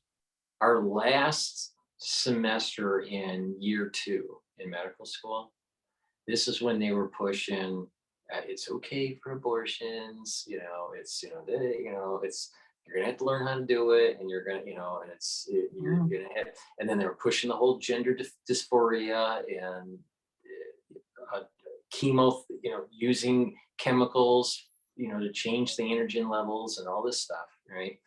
And you could also, they were training us in clinic. It's like you have to be very cognizant of people's gender. You have to, you can't just, you can't just ask the name. You have to also say, what would you like me to call you? What's your real name? And then what would you like me to call you? I know that, you've been assigned a female sex, but do you consider yourself male or female? And then do you want me to say Mr. or Mrs.? It gets this freaking crazy. Tell me your pronouns. It gets that freaking crazy. Oh, it is. And it's we've gone into a spiral of like, I mean, it's like the Red Guard or Stalin's Sovietism or something. We've gone down, or Nazism. We've gone down like a rabbit hole of I don't know what you call it. There, I mean, I can see it. We're devolving. We're devolving. We're not. So the way I would prefer to battle this, because obviously people do have developmental situations where they may be ambiguous. Yes. In terms of sexuality. And that happens. That is extremely rare, though. I mean, you're talking about, situations where they may be, they may be 46XY, but they phenotypically look XX. Oh yeah, exactly. All those things. Those are so you have these situations that are rare. But the thing is in the media, it's pushing as if this is like a 10 or 20% thing of the population. It's not. But it's part of moral supremacism. And that's what we have. We have a moral supremacist thing, because, when you actually have to accomplish something or do something, that's one thing, right? You came up with this scientific thing. You built a beautiful art sculpture. You made a building, right? You built this machine, a computer, right? Whatever it is, you've accomplished something physical. Whereas these people, they don't have the capacity to that, but they can have moral supremacism. Whereas I am better than you, or because my value is in my morality over you. And of course, there's all these other people just like me. We're all moral together in this state, because that gives them, I guess, identity and purpose, and which they wouldn't really have. Because the problem is when you look at objective reality, if there's objective reality, you have to have facts and reasons. But if I believe whatever I believe is the truth, moral relativism, I guess you would call it. If I believe this, then it's the truth. And if I get together with a whole bunch of other people and believe this, then it has to be the truth, because all these other people are together believing it together. There's only one problem with moral relativism, is that if one person stands up and says, no, this isn't the truth, because if my belief defines the truth, and all these other people's beliefs defined as truth. If one person stands up and their belief says something different, well, then the whole thing falls apart. And so the only way to stop that is to stop the person from saying that, stop that person from having their quote moral truth. Because, you know, if you're looking like the conservative traditionalist way of it, you know, you hold a belief because there's some facts and evidence behind it in the scientific way. And if facts or evidence changes, then you change your belief because it's based on facts and evidence.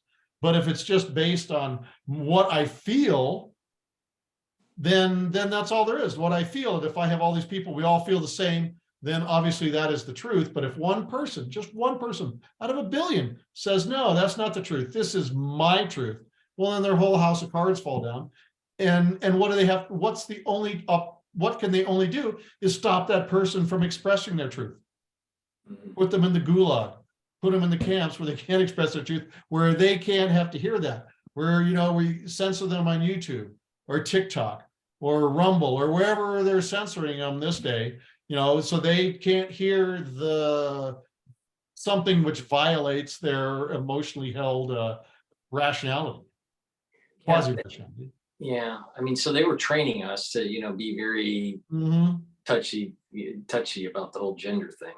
But, you know, I would prefer to go, okay, what's your karyotype? What's your phenotype? All right.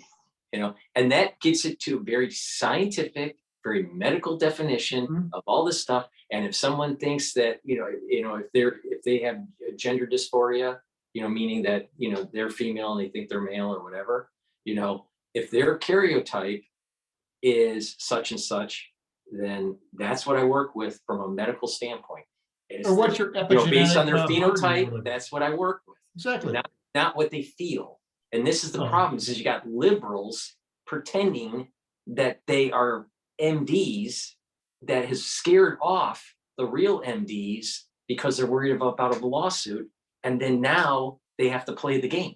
They have to go, oh, you know, you're a male, you know, you know, someone comes in, they're a male phenotypically and karyotypically. And they're saying, well, they want their vagina checked, you know, for a pap smear. Well, how the hell do I do that as a doctor? No, you can't do that. You can't, exactly. But you literally, you got to work through this problem. You have to you know, with the patient. massage their insane fantasy, and then you got to, which is impossible. But you got to be so worried that you may get a lawsuit if you hurt their feelings because they don't have a vagina.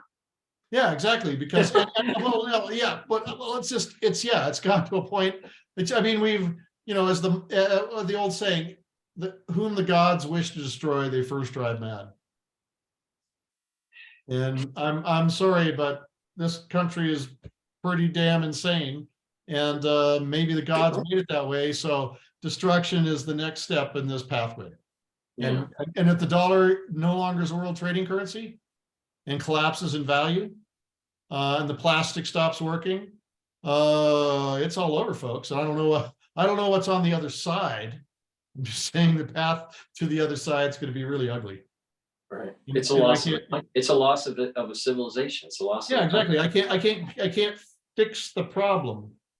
You know, I can't give you like a solution, because the problem doesn't have a solution. It's the irrationality. It's like if you try to understand an insane person through rational thought, you yourself will go insane, because there is no rationality behind the insanity. It's it's like you're spinning your wheels on the ice. Something has changed in the last 14 years, Ken, because obviously you'd have some of these types of people at a very small percentage in the New York population, right? Very small percentage. You'd see them on the MTA maybe once a week, all right? These gender dysphoric types.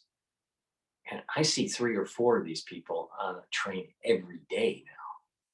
Something has changed where the media is projecting this, and it's getting worse. And now we're starting to see some of the ramifications. People are saying, oh, I wish I didn't do the gender reassignment, you know, or they're depressed or they kill themselves after the gender reassignment.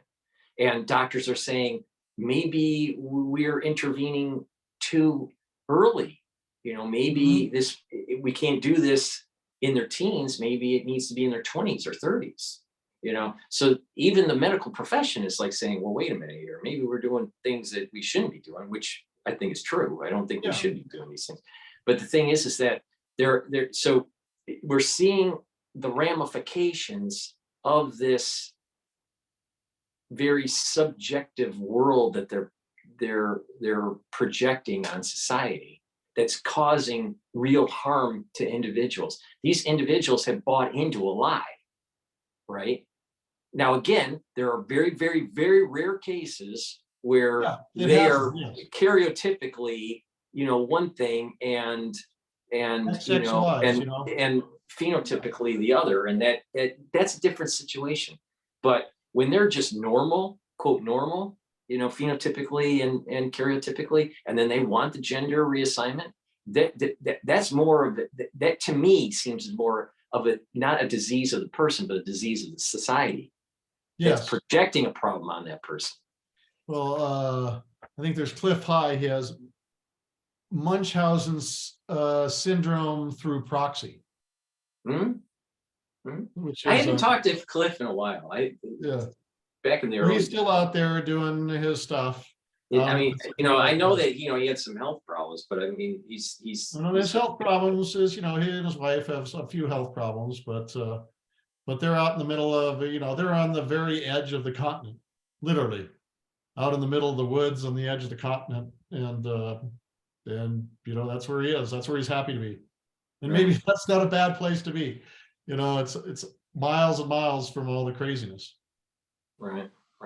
No, I haven't talked to him in a while. I once in a while will see some of his feeds on Twitter. He's still moving on and doing his stuff, and it's just we're all just watching everything just kind of like disintegrate. The financial collapse, the collapse of the U.S. dollar, the financial, all the banks went just. There's just I mean it's coming to a head. I mean the financial system's been bankrupt for a long time. Let me do a plug, and then I'll tell you what I'm doing with the whole finance thing. So as the world is going straight to hell, right, and all the stress is starting to build up, right, and AI is starting to take people's jobs away and everything, and you're all stressed out. You're increasing your reactive oxygen species. So we need to neutralize those by taking C60. Yes, C60 and neutralize those. Resveratrol and all those other things. Absolutely, you need to do that because it's just, and I don't have I can see what's coming, but I don't know what the solutions are going to happen on the other side of the wall. In terms of finance, I've been actively trading the market. All right. I mean, if you can short it right or go along on the right, you could make a fortune. Right. But you got to know what you're doing, otherwise you could lose your shirt. Right. It's not something for the average person. But what I've been telling people is that you can look at certain types of ETFs, and and some of them are leveraged, but you can look at certain types of ETFs either that are longing the market or shorting the market for either a sector or the overall index, like the S&P 500. So what I have been doing lately is shorting and longing this wave pattern that's been in the oil market. And I've been doing pretty well. I mean, I'm up 35% this year. Oh, that's good. So in relative terms though, Ken, my best trading year was 500%.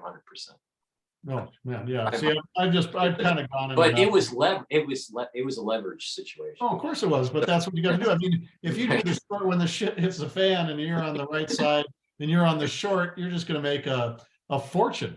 If users can pay you.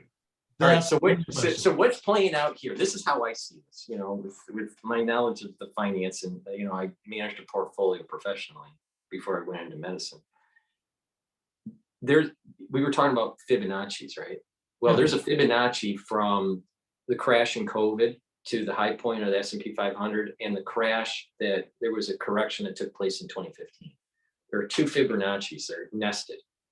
Well, there is a support level, a very, very strong support level at 3,600 on S&P 500 and a 3,850 or 10, something like that, uh, uh, with the Fibonacci that was tied to COVID, right?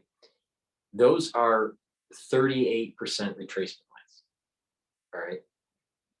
We've had a downward trend for a while, cycling down, but we are just starting to see kind of like a movement upward, all right? As long as those support levels hold, and the S&P 500 is trading at about 4,000 right now. As long as those hold, we will look back and are saying that we're going to be seeing the next bull market emerging right now. But there's going to be volatility. All right. So if they don't hold, then it's going to be a free fall that may lead to a Lehman situation. Yeah. Because the banks are teetering. But well, if Deutsche Bank and these other things, I mean, those three went off a couple of weeks ago, and they just bailed them out 100%.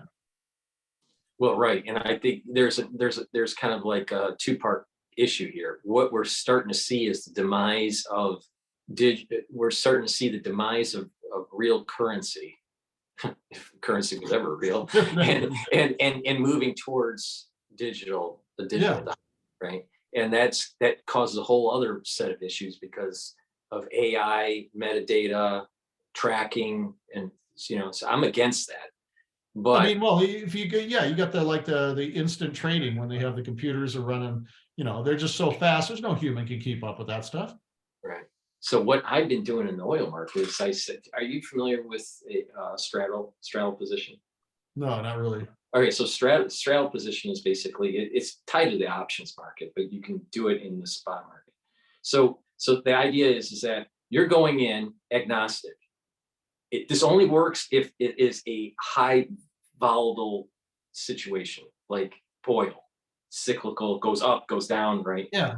And you have a decent size amount of money to trade. Okay, you go in agnostically, and you buy let's say you buy a longing ETF on oil. Normally it's like 2x leverage, and then you short at the same time. Yeah. Of equal percentage of the portfolio. You want to do about 10% or 15% for these legs of the total cash, right? And you let it ride and have one leg end up going deep in the money, while the other leg is out of the money deep. What happens? You sell the leg that's in the money deep, and you dollar cost average during the next cycle to buy it out, and then close with a positive on the out of money leg. And that's what I've been doing during this whole freaking crazy crisis. So when people keep on saying, oh, the market's bad, yes, it is. It can be bad, but you can. The point here is that you can see opportunity and don't be a victim. We're getting bombarded. We were talking about C60. We're getting bombarded by bad food and bad air and bad water and all that. But if you take control of what you consume, exercise, take supplements and stuff like this, you can improve your health. Same thing, finance. Oh no, a good trader can make money if the market's going up or the market's going down. Right. They're still Right. making You don't money have to be a victim because they know if what you they're see the doing. market going down. Purchase a short S&P 500 ETF. Yeah, cool. And you clean it up, and you have to be there before the crowd rushes the exits. That's all you have to be. It's like the story of like the bear. There's a group of people, and the bear jumps out of the woods, starts chasing them. You don't have to outrun the bear. You just have to run faster than the slowest guy. That's all you have to do, and then and then you survive. But yeah, that's something. Yeah, that takes an extra. I'm not quite there. I have more stable positions. I'm going for like the long shot on like metals. For wealth preservation more than local variations. I surf it. Oh no, if you know what you're doing, surf. surfing, you can make way more. Yeah, and every day it's like, I've seen people do it. If you're good at it, you can just make amazing. Yeah, you can prosper.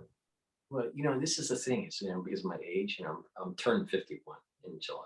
Damn, you're looking pretty good for 51. Well, that's because of the C60, Yeah. And all those other things that you have, yeah. But the thing is that, if it wasn't for my brother dying, I probably wouldn't have gone into medicine. But, I sit back and I'm like going, you know what, I don't have to do this. I'm in a good place in terms of like, just checking out and just doing my own thing. Oh yeah, so am I. I mean, And doesn't it's matter just which like, way it goes, I'm fine. It's no so when problem. Chat GPT's coming out, it's going to revolutionize medicine, Mhm. right? So by the time I get through residency, here's the problems. I'm going to be competing with a robot, R2D2 or something like R2D2. I'm going to be competing with people that want to sue me all the time. I'm going to be, competing with an administrative burden with the insurance company to get reimbursed. See, there's just all these things that they don't tell you anything about in medical school.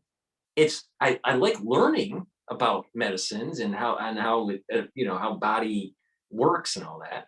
But the reality is that the individuals that started medical school 2 or 3 years ago, by the time they start practicing in their own, with their own clinic or whatever, or, they get employed at a hospital or whatever, it's going to be radically different.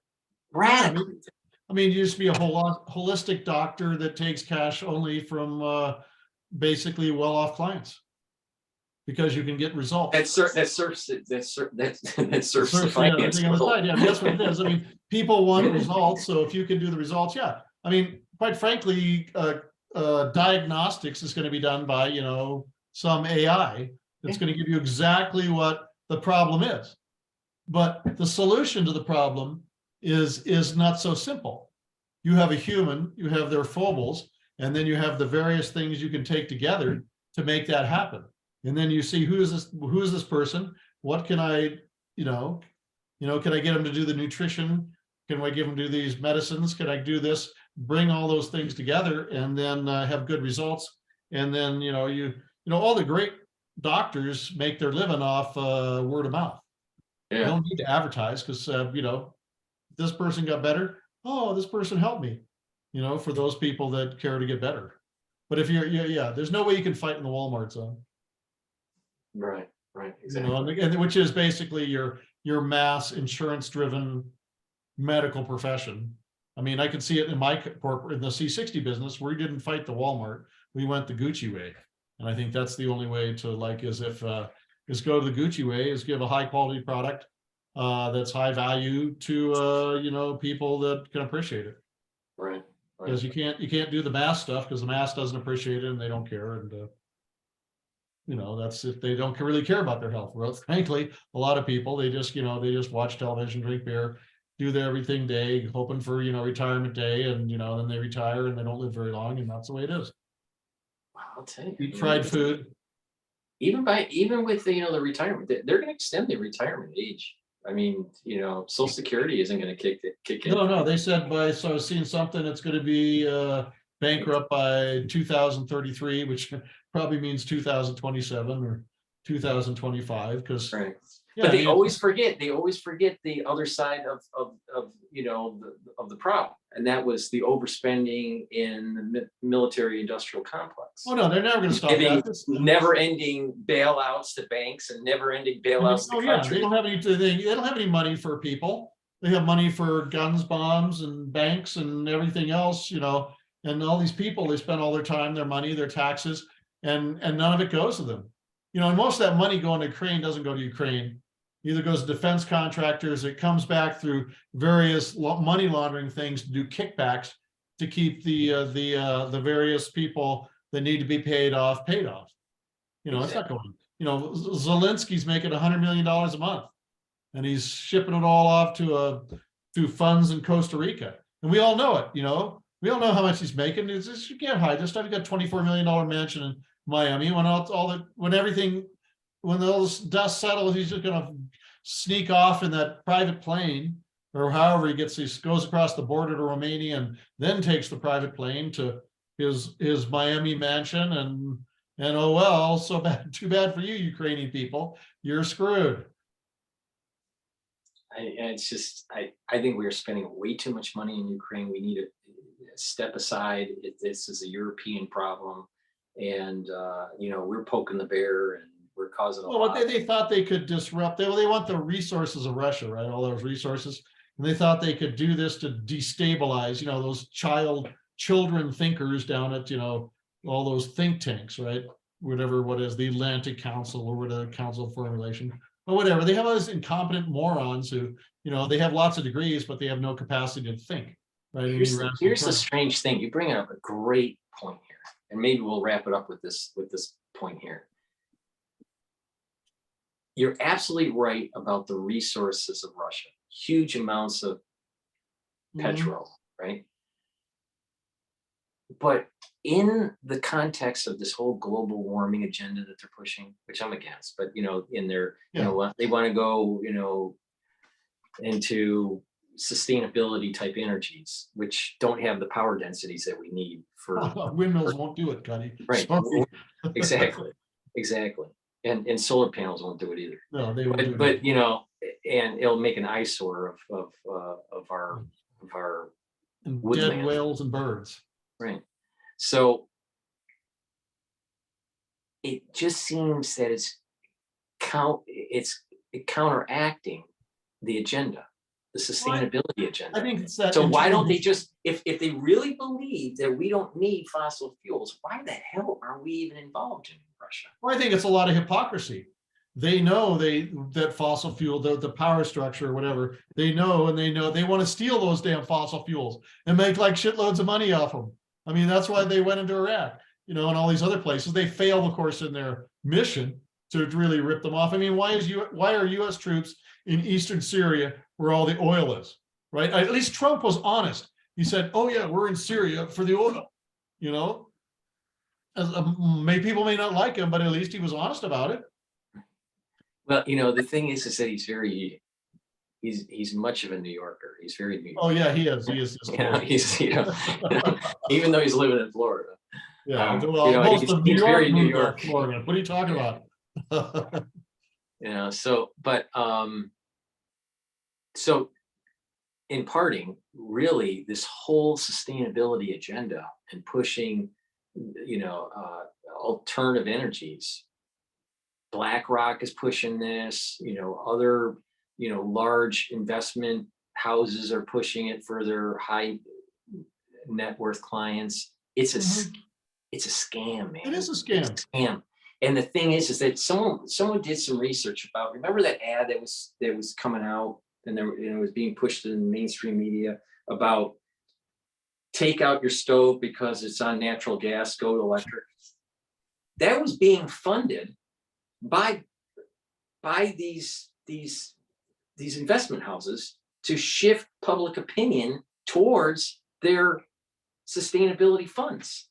I know exactly. Because they don't perform that. These funds, these ETFs don't perform that well. No. And so they need a mass injection of funds to buoyant these investments. Well, it's like this, how many Pfizer executives actually took?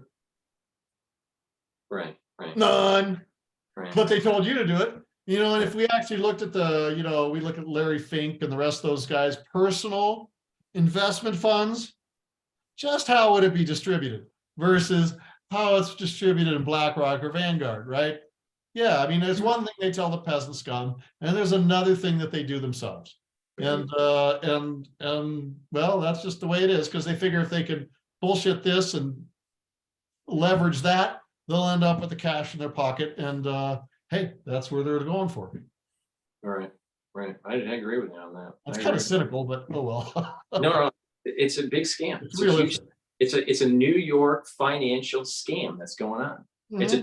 It's a redistribution of wealth, and create demand for products that people already have, to upgrade their home and all this stuff, and the rich will get richer and the poor will get poorer because. Yeah, I mean, if the seas were really rising, why are all these guys like Obama and the rest of them buying oceanfront properties right? Oh, the seas are going to rise and the world's going to be flooded. That's why I'm buying this oceanfront property for $20 million.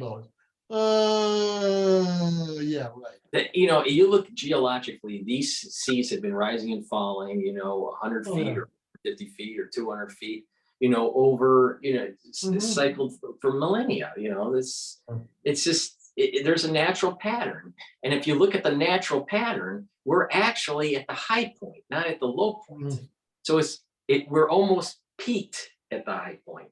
And Yeah. we're going to probably go down a road of not a warmer climate, but colder climate. Yes. Oh, no, we're in the actual giant cycles, we're heading for sometime an ice age, another ice age. Right. Kind of lucky. Yeah, they have Well, another participant here in the talk, making a nice. whole bunch of noise. It's Well, Peaches. Peaches. Well, Peaches. how old is it, Peaches? Oh, I don't know, about 4 years. She's Jess's Right. dog. I'm dog sitting. Well, they're Peaches. off in Vegas learning about AI and how it's going to change business. I'm here dog sitting. Being human. Yes, exactly. Well, you know, I'm, you know, for me, I'm set up. I understand the system. It doesn't matter this way or that way. It's going to be this, you know, I'm going to be fine, but it's just all these other people that don't know what's going on. It's just, there should be a lot of suffering out there. And it was all unnecessary. There's no need for any of this, but it's going to happen regardless of my opinion, or Right. whether or not it's needed or not. It's just Right. human, you know, I mean, I think really it's hard to tell things when you're in the heat of the moment, but 200 years from now, when people look back at this time, they're going to say, how couldn't they see that? Why were they so stupid? Wouldn't, you know, let's same way we look at things like in the past, right? You know, with our attitude toward the past. And yet, you know, we are the past. We are those people we're insulting in the past. You But know? I think that the younger generation, as they're moving towards their career years, the opportunities aren't going to be as plentiful as when they were when we were kids. Oh no, I think the 60s were the best years. Maybe 1970 was the highest. You know, if the average worker in 1970 made 3 times as much money as the one does now, maybe more, 3 times. And that's how, like in the 60s and 70s, you could have a guy working, wife at home, raising the kids, doing all that kind of stuff. Because in true economic value, in the actual hours you have to work to, let's say, pay the rent or the mortgage, to buy the food, to get the gas, transportation, all that was, you know, you used a third of what you need to do today. And today, you know, both parents have to work, and still the bills hardly get paid, and it's just yeah, but people don't know that. You know, I think it's a good point you're making, because, you know, what I'm remembering of the 70s, even with the 2 oil embargoes, you know, it was in kind of that whole American mindset of the American vacation. And, you know, but as we move to where we are today, it's like people are struggling just to get by. They don't have that same mindset. Oh no, in the 60s, you could just go out and get a job that could pay your bills. If you were a slacker, you could get a slacker job and you still were doing great. And, you know, if you really wanted to work hard, then you got the family and the 3 kids, right? But today you can just, yeah, those days of economic prosperity are gone. But the thing is, there's no historical memory, because, you know, people get old, and, you know, I got a few gray hairs, I have a little bit of it, but, you know, there's those old guys out in the 80s and 90s, and they, in their 80s, they remember those days. They remember, you know, the prosperity of the 60s and 70s, and all the way things were. But the younger generation never learns from their elders, so there's no personal historical understanding, because they don't talk to those fucking old geezers, and so they don't learn anything about the way it used to be. Right. Right. Well, I thank you for giving us your wisdom. that America's going straight to hell. Another one of the codgety old geezers. But don't worry, if you live long enough, you will be one too. Yeah, and, you know, and to extend your life, you know, I might be around for a long time. You have to listen to my freaking codgety old geezer advice. I might be around another 40 years from now. Well, I appreciated this talk. We got to do this again. You know, Oh, we do. We have I mean, talked it's just in a year. And I mean, I'm at the point now, things are so crazy and breaking down. I'm serious, but I'm not serious. I mean, we're just one of those cycles of life, the turn of the karmic wheel, whatever you want to call it. And it's just, what's going to happen is going to happen. And you know, how many people listen to us? I don't know. And, you know, it doesn't matter, probably not in the long term, but you know, those people listening, they have a good time and maybe they enjoy it. I'm Like I sure said, there will be enjoy the people. ride because that's all we've got left. Right, right. Yeah. There will be people listening and agreeing and some disagreeing, but that's, That's I guess, okay. the human experience. Well, thank you, Ken, for being on the channel and explaining how C60 can help improve your health and you know, reduce that reactive oxygen Oh, yeah. species, slow down aging. And you know, for the ones that are listening, please go to the store, the-studio-reykjavik.com. All the links are in the description. All you have to do is just click the link. It'll take you to the different channels and to the store, and use discount, all caps, 5, and that will give you $5 off. So thank you guys for, you know, listening, and you know, hopefully we'll be doing this again, Ken. And Oh, let's do it too. It's fun. It's just fun. It's just, you know, I mean, it's kind of like being on the Titanic or watching it is, Rome burn, it's exactly being being near on a the fiddle. it's not like, Wow. it's exactly exactly being on the Titanic. All right, so let me stop the recording here.